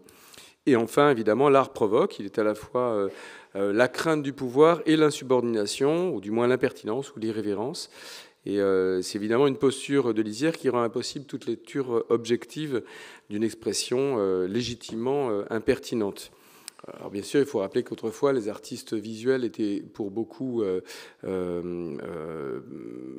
vivaient du mécénat et vivaient sous le coup d'un mécène, et qui fait que l'autocensure pour un artiste dans le passé était finalement son quotidien. Il y a des choses qu'il ne pouvait simplement pas représenter, bien qu'évidemment l'histoire montre que de tout temps les artistes ont passé les limites et que c'est peut-être ça qui les a fait reconnaître. Aujourd'hui, l'artiste doit effectivement se distinguer, parfois par la provocation, parfois par le scandale, mais aussi par un besoin et une nécessaire action pour le réveil des consciences. C'est le cas effectivement avec l'exemple de Myriam Kahn. Alors, pour cette communication, la question était surtout qui m'était posée, c'est la question de l'autocensure. Et c'est surtout à ça que j'ai réfléchi en préparant ce moment, et finalement se dire quels sont les moments de censure qui ne dépendent pas d'une décision légale, mais qui dépendent d'une pression que les responsables peuvent exercer sur eux-mêmes, ou une pression qui vient à la fois d'un contexte politique ou une pression qui viendrait d'un contexte public. Voilà, donc je me suis intéressé à des situations d'exclusion ou de tentatives d'interdiction ne reposant pas sur des décisions légales. C'est un sujet délicat, la question de l'autocensure, en fait. Et on en parle, et d'ailleurs dans le texte, en considérant qu'il faudrait combattre l'autocensure. Mais je crois que le sujet est délicat, et il faut peut-être se débarrasser des idées préconçues et des jugements hâtifs, et de mesurer aussi ce qu'est le combat intérieur que représente la responsabilité de montrer des images, au sens où, évidemment, toute œuvre d'art est une image. Et donc, voilà, je me suis un peu interrogé à ces questions et phénomènes d'autocensure, avec quelques exemples que je vous montre et qui tournent. Et à commencer par une image, vous avez vu le portrait de Claire Denis, et j'ai éprouvé le besoin devant vous de faire un peu mon coming out d'une certaine façon de censeur, et de parler aussi de situations de conflits personnels que j'ai pu vivre et dans lesquels j'ai été amené moi-même à me situer dans une situation un peu de censeur. On avait montré à la Fondation Cartier il y a très longtemps, il y a 30 ans, une exposition sur le thème de l'amour, pour lequel des œuvres avaient été demandées à des cinéastes qui seraient des déclarations d'amour. Claire Denis a proposé une œuvre dans laquelle elle est nue dans sa baignoire, avec un poisson qui nage un peu autour d'elle, et elle décide de raser ses poils pubiens. J'avais 25 ans à l'époque. L'idée de présenter ça à des enfants dans un lieu public me posait vraiment problème. Et j'ai donc appelé Claire en disant, écoutez, voilà, c'est un peu compliqué. Est-ce qu'on pourrait pas faire une coupe à tel endroit ou à tel autre, etc. L'image que je vous montre là la montre exactement comme elle était à l'époque. Elle s'est mise tout de suite en colère, évidemment. Elle a débarqué 2 heures plus tard comme une furie rousse à la Fondation Cartier en appelant le directeur Hervé Chandès en disant « Mais c'est qui ce François Quintin qui est là ?» Elle était très surprise de voir un Godelureau de 25 ans lui faire la leçon. Et donc elle s'est approchée de moi en disant « Mais vous êtes un censeur déjà qu'est-ce que... » J'ai pris ça évidemment comme une claque terrible, et j'ai décidé, et en accord avec Hervé Chandès, de laisser l'œuvre telle qu'elle a été montrée, et franchement ça n'a traumatisé personne. Les gens ont très bien vécu avec cette œuvre-là, et je dois dire aujourd'hui que voilà, je vous prends en témoin, je présente des excuses plates à Claire Denis que j'adore, et ce moment a été pour moi aussi important parce que le message qu'elle est venue me dire était avant tout de dire que la responsabilité n'est pas celle d'interdire ou de montrer ou de ne pas montrer, c'est de savoir à quel moment et où se situe le niveau de confiance avec le public auquel on s'adresse. Comment est-ce qu'on peut considérer a priori comme une règle de départ le jugement des personnes qui sont effectivement tout à fait libres d'avoir leur propre opinion sur une œuvre d'art. Là, on voit l'œuvre d'Adel Abdessemed, qui est un autre moment un peu tendu de mon histoire, où j'ai montré cette œuvre, Real Time. Il s'agissait effectivement d'une scène qui dure environ à peine 30 secondes, où on voit des personnes qui font l'amour dans une salle d'exposition devant un public qui les applaudit. Alors, je ne sais pas si l'indécent est de les voir faire l'amour ou d'être applaudi pour cette performance. La vidéo ne montre pas grand-chose en fait en réalité vraiment du geste, de la dimension sexuelle. Par contre, on voit qu'ils le font vraiment, ce qui rend la chose extrêmement, extrêmement forte et extrêmement prégnante. Cette œuvre a été l'objet pour moi d'une pression très forte, je dois dire, des pouvoirs publics à l'époque, qui voyait d'un très mauvais œil que je puisse montrer cette œuvre alors qu'on était à la veille des élections régionales, vous vous souvenez, qui avaient fait basculer toute la France de bleu à rose. Et c'était un moment qui était assez dur, donc moi j'ai tenu bon de montrer l'œuvre, et jusqu'au vernissage, malgré une pression très forte. Au moment du vernissage, c'est le maire de Reims qui a dégonflé totalement la question, qui est venu au vernissage avant tout le monde à 4 heures, qui est Jean-Louis Schnetter, qui était un homme que j'aimais beaucoup, qui m'a dit « François, je sens qu'il y a du grabuge, je suis venu voir par moi-même ». Il est resté 5 minutes, il est reparti, il a dit « Bon, c'est pas mon truc, mais ça casse pas 3 pattes à un canard ». Et le scandale potentiel est retombé comme un soufflet d'un seul coup.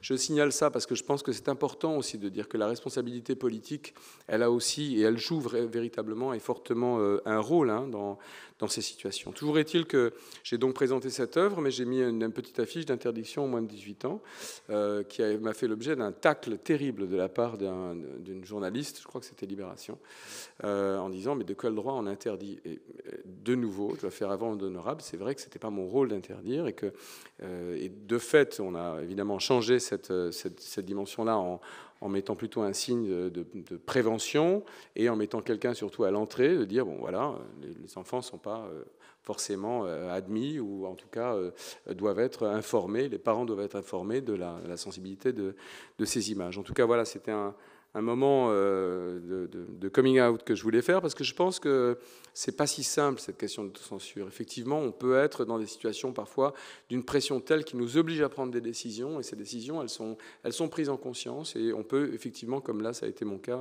aussi faire des erreurs.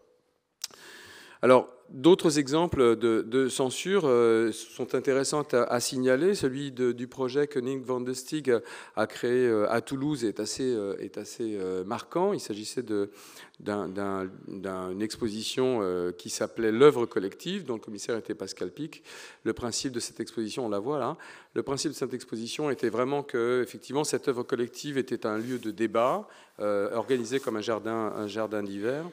Et dans ce débat, l'artiste avait fait des caricatures, portraits, on ne sait pas trop, des 4 prétendants à la municipalité de Toulouse, dont Philippe Douste-Blazy, Dominique Baudis, François Simon et le groupe Zebda, qui s'était présenté à l'époque. Et à la demande de Dominique Baudis, qui à l'époque était dans un jeu politique de favoriser Philippe Douste-Blazy à sa succession, Philippe Douste-Blazy était particulièrement caricatural dans cette image, a intimé ou a demandé au directeur du musée, qui s'est tout à fait lui-même engagé à le faire, d'effacer, puisque les dessins étaient faits à la craie, d'effacer tous ces dessins sur cette surface. Et donc on le voit effectivement dans les images que vous avez vues passer, assez jovial, assez guilleret, effacer directement ces œuvres du mur. Là, en l'occurrence, effectivement, le pouvoir politique a plutôt un peu fait l'inverse. Un autre exemple que vous avez aussi vu passer, issu de l'exposition La Bestia e il Soberano, qui veut dire la bête et le souverain, et le cas d'une exposition qui a été montrée en 2015 au MACBA. Il s'agissait en fait d'une exposition présentée par une collaboration entre un musée allemand et le MACBA, dont les 2 commissaires espagnols étaient autres que Paul Preciado et Valentin Roma.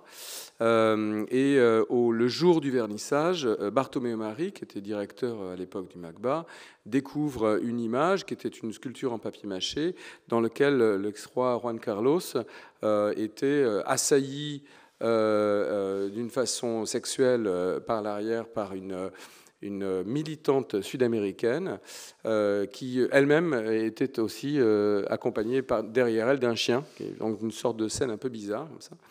Et Bartomeu Romari décide, le jour de l'exposition, d'annuler l'exposition, c'est-à-dire de fermer toute l'exposition. Donc, tollé, discussion, pétition, etc. Et 3 jours plus tard, après une longue discussion interminable avec son conseil d'administration, qui est un conseil assez particulier, le conseil d'administration du MECBA, dans lequel il y a à la fois des pouvoirs publics et aussi une fondation privée, décide Bartomeu de réouvrir l'exposition, mais demande aussi au conseil d'administration de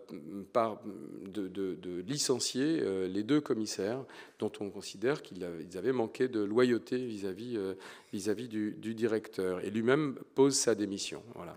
Donc tout ça est complexe et une situation de nouveau en lien avec le pouvoir dans laquelle, en fait, aucun responsable public ne s'était plaint en fait de cette œuvre, et il a été fait plutôt publiquement un procès au directeur d'avoir lui-même décidé de censurer, on la voit là, de censurer cette œuvre. Un autre exemple qui me semble tout à fait intéressant parce que effectivement le geste de censure c'est celui-ci, celui de Dorothy Yannon. Le geste de censure ne venait pas d'un pouvoir public ni curatorial. Il s'agissait de la toute dernière exposition que Harald Zeeman a fait à Berne. Vous savez qu'Harald Zeeman est le grand auteur de Quand les attitudes deviennent forme en 69, une exposition qui lui a valu d'être licencié de ce musée parce qu'on considérait que l'exposition avait eu des mauvaises critiques. Il avait quand même programmé une autre exposition, mais lui-même était plutôt un peu dehors, il n'était plus tellement actif.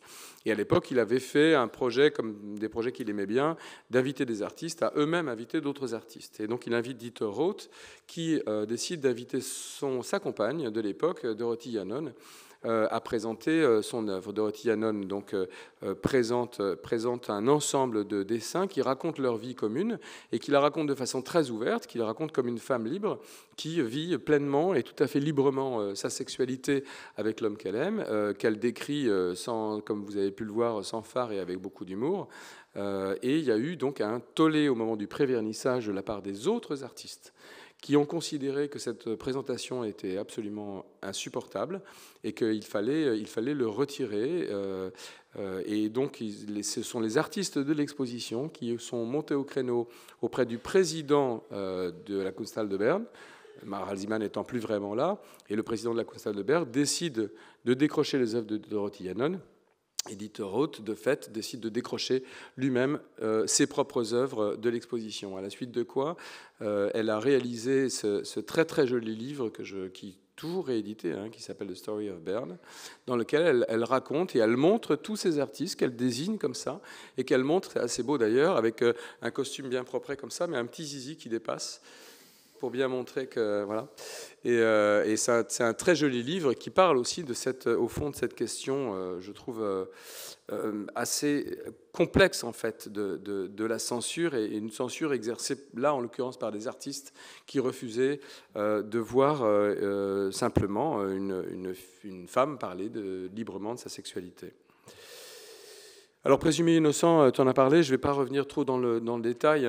Il s'agit effectivement de ce projet, enfin cette exposition qui a eu lieu en l'an 2000. Simplement dire que l'exposition, au départ, a une existence très honorable, 25 000 visiteurs de juin à septembre 2000, une fréquentation plutôt bonne pour une exposition en région. La Croix, le journal La Croix, salue l'exposition acide et riche et humoristique, etc. Donc, au départ, rien ne permettait de présager en fait ce qui allait se passer.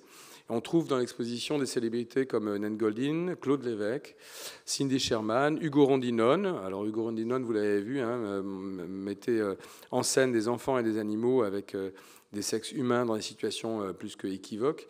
Et aussi l'artiste Elke Christoufek, qui a finalement pas eu une carrière enfin, c'est vraiment qu'on n'a pas entendu parler, mais qui présentait une sorte de tunnel avec des scènes assez fortes quand même, assez dures, tunnels dans lesquels les enfants pourraient potentiellement aller. Alors évidemment, il y avait aussi à l'époque toute une prévention qui avait été mise en place.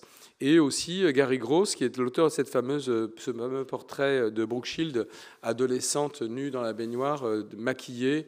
Voilà. Alors, voilà, je suis évidemment, et je l'ai été pendant toutes ces années, un défenseur de ça. Henri-Claude Cousseau, Stéphanie Moidon Marie-Laure Bernadac, ont été inquiétés justement par la loi de ces 75 000 € d'amende et 3 ans de prison pour des gens qui sont aussi honorables. C'est quand même extrêmement fort et c'est extrêmement dur. Mais en même temps, je ne peux pas m'empêcher de dire qu'aujourd'hui, après l'affaire Matzneff, après Judith Godrèche, moi j'ai un problème avec cette photo de Brooke Shields nue, maquillée dans la baignoire. Donc en fait, cette question de l'autocensure, elle est quand même liée aussi au contexte, le contexte dans lequel nous sommes, le contexte de pensée qui fait que certaines choses sont peut-être regardables à certains moments et ne le sont pas à d'autres en fonction du contexte qui les accompagne. Bref, en tout cas, je ne vais pas rentrer dans le détail, voilà, mais en tout cas, Présumé innocent, c'est vraiment le dossier qui a précipité la question de l'autocensure dans l'art contemporain. Alors, je suis depuis 6 mois le directeur de la collection Lambert, qui est un lieu qui a été plusieurs fois lié à des questions de censure. L'une d'entre elles, évidemment, c'est le Peace Christ, l'œuvre Immersion Peace Christ de 97 d'André Serrano, dans le cadre d'une exposition monographique, dans lequel un petit crucifix était montré flottant dans un bac d'urine, qui a valu effectivement des lettres, l'archevêque d'Avignon, qui a valu effectivement toutes sortes de menaces, une pétition qui a quand même rassemblé 15 000 signataires. Et à la toute fin de l'exposition, on a vu effectivement des gens rentrer, enfin qui ont payé leur ticket et qui avaient dans leur sac un marteau, qui ont molesté des gardiens et qui ont, avec des pics et un marteau, détruit l'œuvre d'André Serrano dans une très très grande violence. Alors, ce qui est assez terrible dans tout ça, c'est que bien sûr, il y a eu une plainte, il y a eu une condamnation, mais cette condamnation est finalement très faible au regard de la violence de l'acte. Je crois qu'ils ont dû payer 4 000 €, 4 500 € voilà, comment on dit, dommages et intérêts. Voilà, merci. Mais c'est quand même un moment qui était un moment d'une très grande violence, une grande force. Et puis un autre moment qui a été aussi une très très grande violence était celui du baiser sur l'œuvre Tombly. Vous vous souvenez peut-être de cette affaire, cette jeune femme d'origine cambodgienne qui n'avait absolument pas conscience de faire un geste vandale, pris d'une émotion, voulait traduire son amour par un petit bisou, comme elle disait, sur un monochrome blanc. Là, on voit effectivement Agnès Tricoire qui montre une reproduction de l'œuvre sur un monochrome blanc.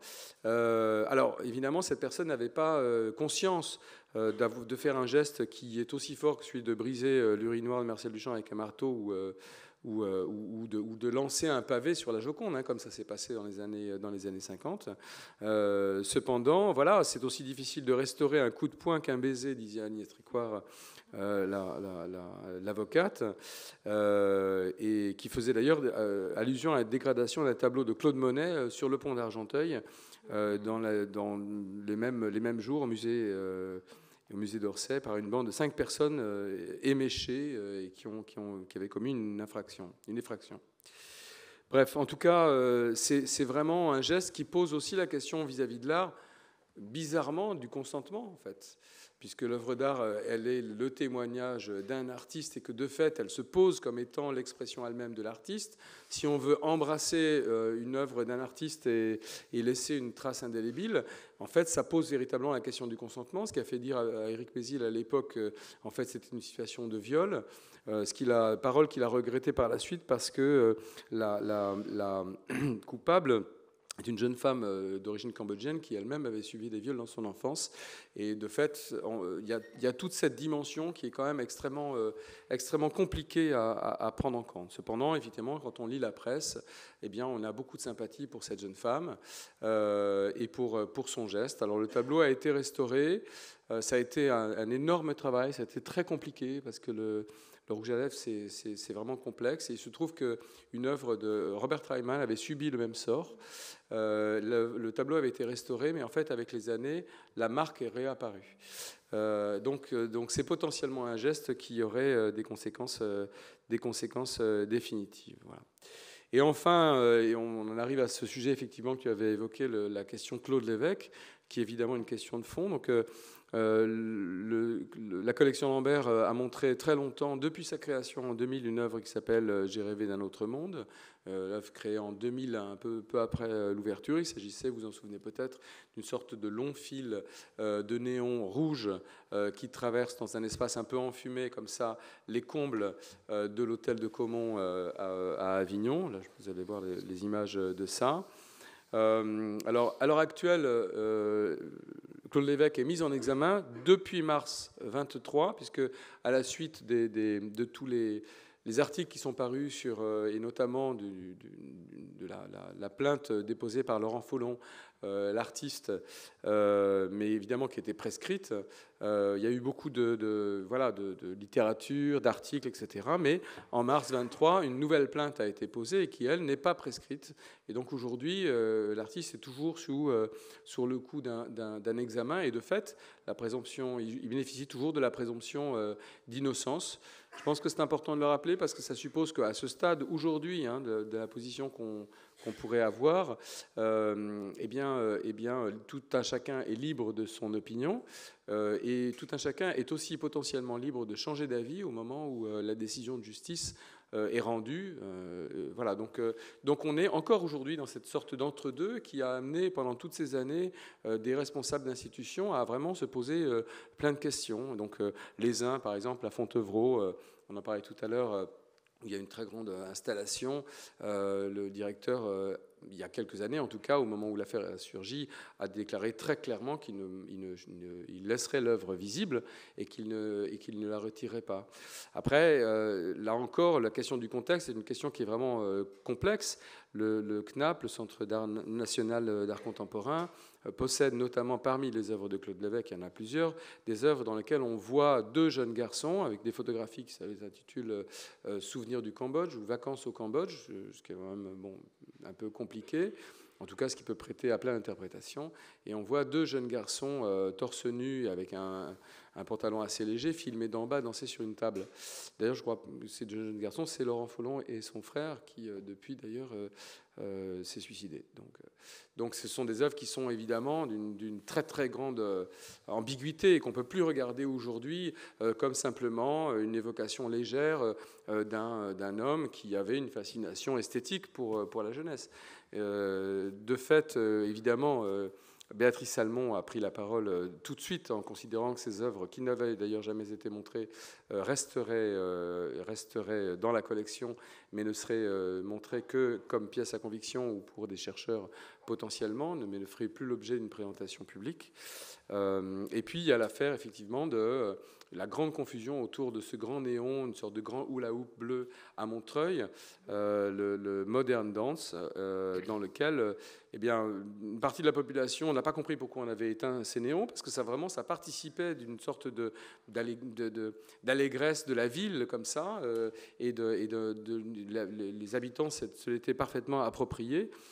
Sauf que, en sachant un peu plus, finalement, peu à peu, l'opinion s'est retournée. Donc le néon a d'abord été éteint, puis il a été rallumé, puis il a été rééteint. Donc voilà, toute cette confusion est complexe. Je ne vais pas rentrer dans le détail de la fameuse tribune de Art Press dans laquelle il y avait beaucoup de signataires. Il y avait notamment, évidemment, une majorité d'hommes, il faut quand même le dire. Parmi ces signataires, il y avait Yvon Lambert. Je pense que c'est important aussi de le dire, c'est-à-dire que Yvon avait, en tout cas à ce moment-là, une position qui était de dire et de reconnaître la présomption d'innocence tant que, effectivement, la preuve n'a pas été faite. En tout cas, en ce qui concerne l'œuvre qui se trouve à la collection Lambert, j'ai demandé évidemment ce qu'il en était et comment la décision a été prise. La décision a été prise par le conseil d'administration. Vous savez que la collection Lambert n'est pas une fondation. Parfois, à tort, beaucoup l'appellent fondation, mais il s'agit d'un musée tout à fait public. C'est une association de 1901, mais un centre d'art d'intérêt national, financé uniquement par des fonds publics, et qui est dirigé par un conseil d'administration, dont le président est Jean-Luc Choplin. Et donc, ça a été l'objet d'un débat au sein du conseil d'administration pour décider effectivement de retirer cette œuvre, considérant simplement qu'effectivement le contexte ne permettait pas de rencontrer l'œuvre telle qu'elle avait été pensée à l'origine. Il s'agit d'une œuvre qui, contrairement à d'autres œuvres, ne présente pas de relation particulière aux méfaits supposés. Cependant, effectivement, cette question, elle s'est posée notamment par le fait que beaucoup d'instituteurs refusaient pour leurs enfants de faire une visite des combles. Donc cette question, elle a été vraiment traitée. Le retrait de cette œuvre n'était pas, il n'a pas vocation à être punitive, mais à considérer en fait que dans l'état actuel des choses, et tant que la lumière n'aurait pas été entièrement faite, cette œuvre n'a pas à être présentée au public. Voilà, je ne vais pas aller plus loin parce que je voudrais laisser un peu de temps pour la discussion. Oui, merci François. Alors je crois qu'on a déjà dépassé largement le cadre horaire qui nous a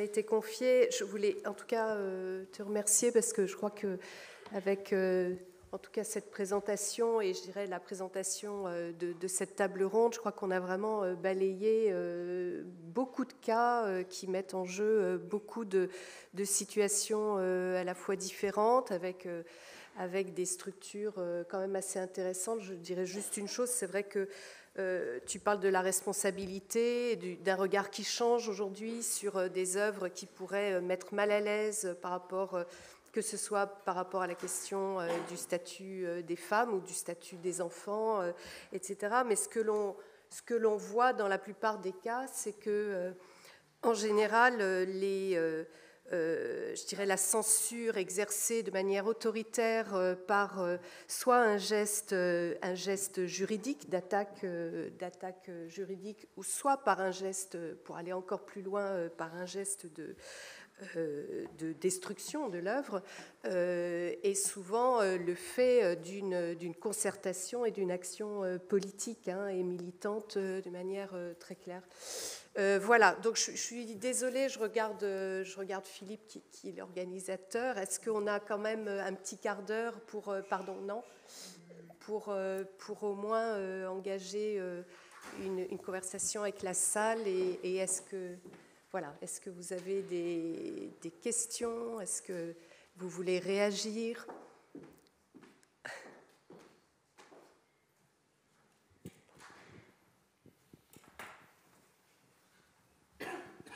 Oui? Non?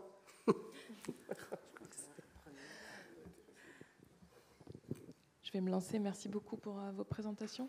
Je voudrais peut-être revenir aussi sur quelque chose que Annette Becker a montré et ce que ça m'évoque aussi dans tous ces cas qu'on a présentés sur la question des avertissements qui s'expriment en termes de personnes non averties. Qui est non averti en fait? Qui sont les personnes averties ou pas? Et que ce soit pour le musée de Namur où on essaye justement de faire sortir Félicien Rops de cette question de fétichisme, de recherche de l'érotisme, etc. Et puis ensuite, dans les autres cas où finalement on voit qu'il y a une sorte peut-être de moment, j'allais dire très schématiquement, d'une vie de l'art contemporain qui est assez... qui se vit assez normalement, peut-être dans un entre-soi, c'est une question à se poser, et puis qu'il y a une sorte d'ouverture vers le monde violente, qui est concertée, justement, d'une action concertée, et que tout d'un coup, là, finalement, tout le monde devient averti, mais dans le mauvais sens. Donc voilà, je voulais poser cette question de la question du non-averti. Comment vous le vivez aussi par rapport à vos cas, et voilà, et cette question de peut-être dans les cas de art moderne, art contemporain, est-ce qu'il n'y a pas aussi un rapport, une méfiance par rapport au public? Enfin voilà, comment vous voyez cette question de l'ouverture un peu soudaine, violente? Voilà. François?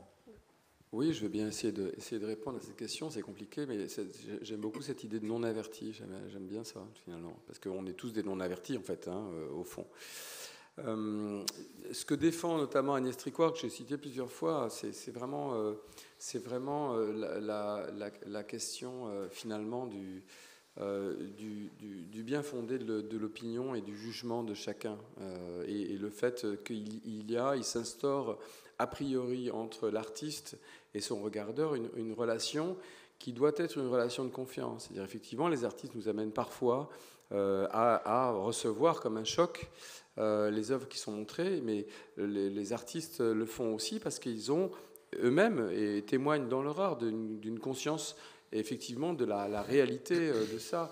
Vous en parliez tout à l'heure assez justement. Moi, je pense que la question mémorielle et son rapport avec la création contemporaine est une question qui est importante, où parfois les artistes, pour amener à faire comprendre, ou en tout cas être dans ce niveau de sensibilité, on ne peut pas juste se limiter à donner des informations, mais il y a aussi cette dimension finalement voilà. Et donc je pense que la responsabilité artistique, elle est liée aussi au fait qu'on va être surpris, on va être aussi dans un face-à-face avec des choses avec lesquelles il faudra peut-être se débattre, parfois parce qu'on ne comprend pas, parfois parce qu'on comprend trop, parfois parce que effectivement ça nous arrive en pleine face, comme effectivement les œuvres de Myriam Kann, mais en fait les artistes sont aussi des gens souvent militants, enfin au sens noble aussi, et ont besoin aussi d'exprimer des choses et de les exprimer de la façon parfois la plus crue et la plus forte. Alors je ne pense pas qu'il y a là finalement un entre-soi, parce qu'aujourd'hui on le voit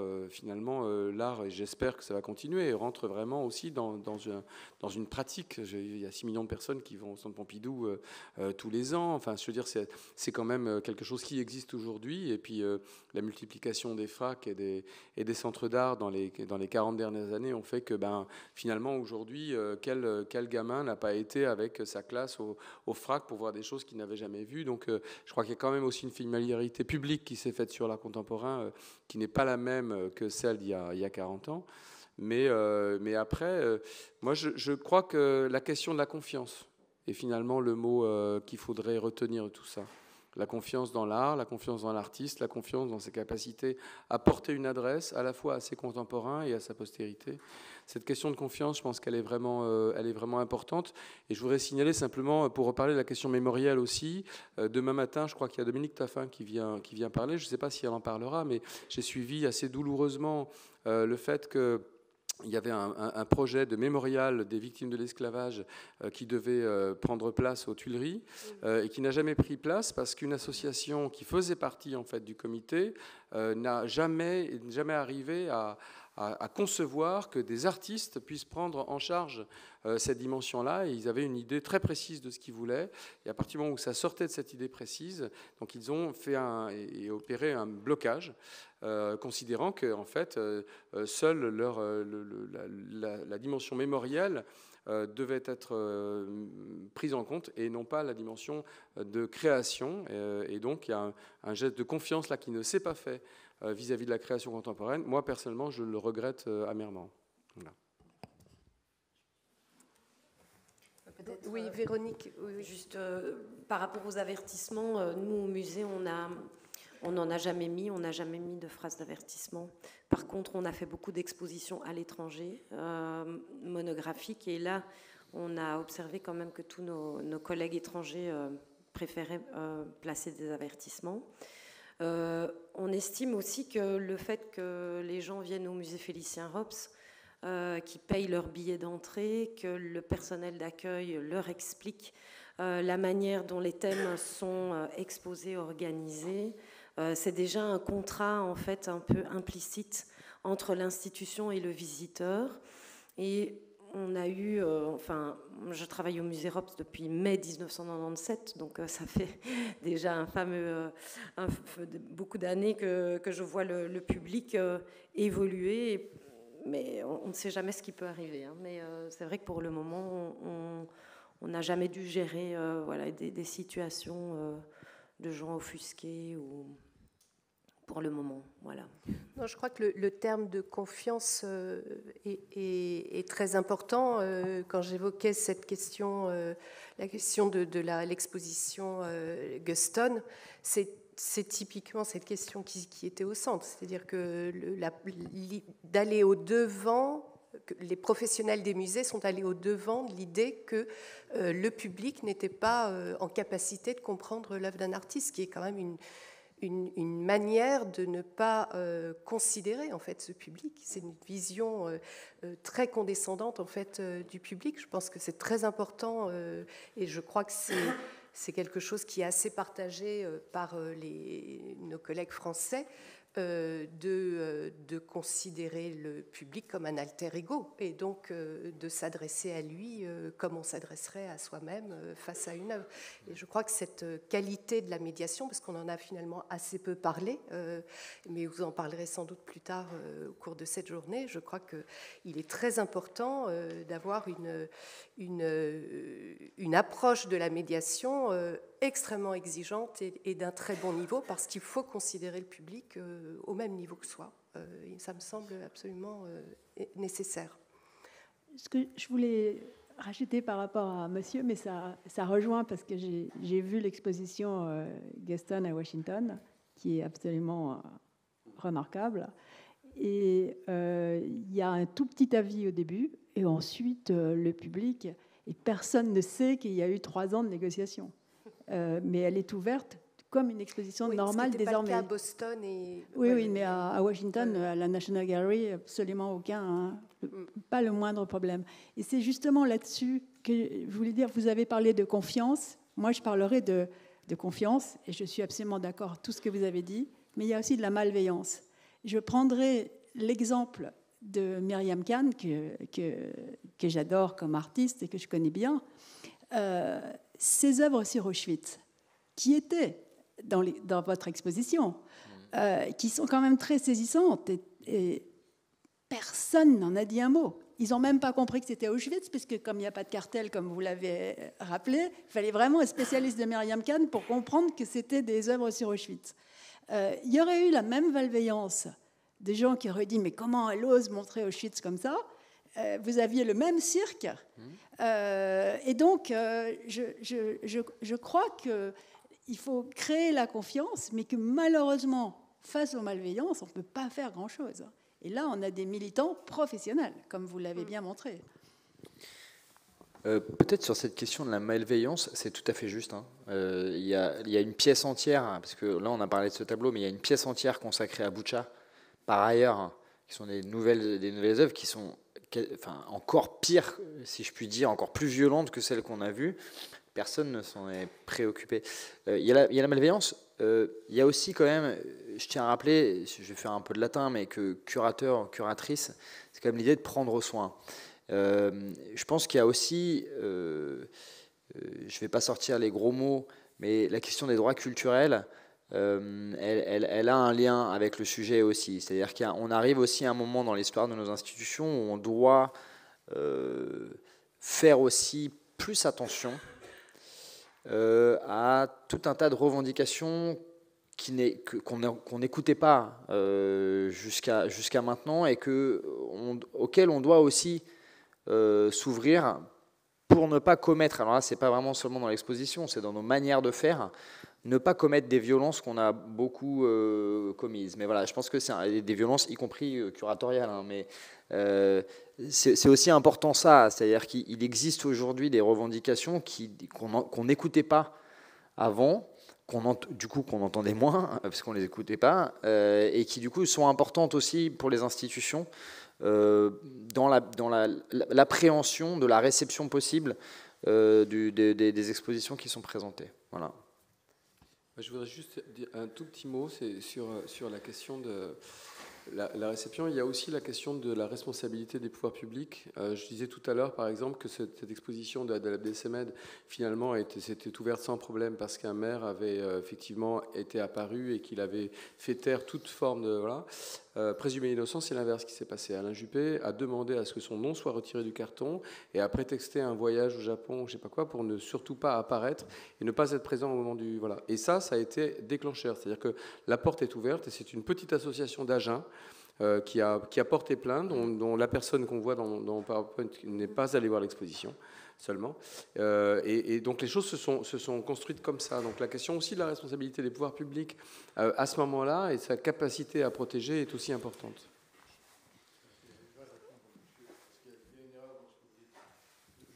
Ah oui ? Oui, parce que je crois que la plainte a été portée quelques jours avant la fermeture de l'expo. Oui. Donc, le fait que Juppé ait été là ou pas au début n'a aucune importance. Alors, ce n'est pas une erreur, je pense que c'est lié, en fait. Et je pense que le fait que Alain Juppé n'était pas présent sur le carton d'invitation et qu'il ait expressément demandé à retirer son nom permettait, malgré tout, aussi le fait que des personnes puissent s'ériger en justiciers. Je pense que ça a un lien. Oui, j'avais une question. Laurent Védrine du Musée d'Aquitaine à Bordeaux, justement. En fait, il y a un sujet que vous n'avez pas évoqué, alors peut-être c'est aussi une question de temps, c'est notamment les attaques, les manifestations qu'il y a eu de la part de militants écologistes sur un certain nombre d'œuvres, donc qui ont fait aussi beaucoup la une des médias ces derniers mois et dernières années.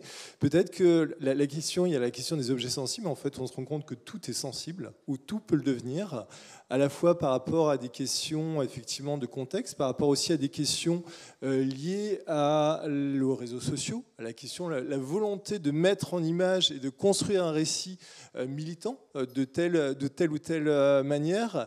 Et peut-être, alors on peut le voir de manière très positive, en se disant, mais en fait, le musée, j'ai vraiment cette impression-là, moi ça fait 25 ans que je travaille dans les musées, que les musées aujourd'hui sont vraiment encore plus des lieux de débat, sont positionnés ou se repositionnent vraiment comme acteurs de débats donc sociaux, de débats sociétaux, mais en même temps le musée est le reflet ou le contrepoint d'une société aujourd'hui où on a de plus en plus de mal à dialoguer, à respecter donc la diversité aussi des avis, des regards qu'on peut porter sur ces œuvres. Donc je pense qu'on vit aussi cette période-là, et c'est vrai que tout ça est mis un petit peu en avant par le catalyseur justement aussi notamment de cette question de l'image et du récit par rapport à l'image et par rapport aux réseaux sociaux qu'on peut donner sur ces objets qui ne sont pas sensibles au départ mais qui le deviennent. Merci. Je pense qu'on s'arrête là peut-être ou non. Philippe a l'air tranquille. Moi, je veux bien juste répondre comme ça, oui. C'est vrai qu'on n'a pas parlé des attaques qui sont en fait qui sont un peu à l'aveugle, c'est-à-dire que c'est plutôt la figure du musée qui est une sorte d'amplificateur et donc c'est le geste sacrilège contre le temple muséal qui est concerné. C'est vrai que là, on a effectivement beaucoup axé sur la question de l'autocensure. Comment est-ce qu'on montre aujourd'hui certaines œuvres et les cas de censure imposée. Évidemment, la question de ces nouveaux actes de vandalisme interroge beaucoup sur la figure du musée. Peut-être davantage, oui. Si je peux juste rebondir par rapport à ça, on est justement dans un projet là qui va se terminer fin mai, où l'équipe pédagogique s'est intéressée à ces actes de vandalisme en se disant, mais pour des professionnels de la conservation, c'est vraiment une gifle en fait, ces actes voilà, c'est vraiment très compliqué. Donc on a imaginé de travailler par rapport aux peintures de Rops, et on a proposé à une école de techniciens en environnement, des jeunes qui sont en secondaire, de travailler sur les œuvres de Rops. Donc ils ont choisi 10 œuvres et ils ont imaginé, ils ont projeté les paysages qui ont été représentés par Rops à travers toute l'Europe en 2100, à quoi ça va ressembler. Et ils ont été encadrés par un climatologue qui est aussi un chroniqueur sur la radio belge, qui s'appelle François Massonnet, et qui s'est vraiment intéressé à eux, qui a une très grande pointure en climatologie en Belgique et qui a travaillé vraiment avec ces jeunes de 16-17 ans. Et là, on va présenter le résultat de leurs travaux, et on a demandé à 5 artistes contemporains belges de reprendre en fait les analyses des élèves, les peintures de Rops, et à travers leur propre imaginaire et leur propre questionnement aussi par rapport au climat, d'imaginer, de transposer en fait, transformer les œuvres de l'artiste. Et donc on va présenter ça lors d'une grande conférence avec un journaliste aussi qui est très engagé pour le climat et qui s'appelle Arnaud Ruyssen de la RTBF, la radio belge. Et donc voilà, nous, c'était notre manière à nous, en fait, de réagir par rapport à l'effroi aussi que posent ces actes en lien vraiment avec le climat. Et on sent qu'il y a quand même une forte interrogation. Et je pense, comme vous le disiez aussi, c'est le fait de s'attaquer à des lieux de culture de papa-maman. Je pense qu'il y a quelque chose comme ça, un peu de patriarcat, voilà, c'est mon analyse. Voilà. Très bien, merci.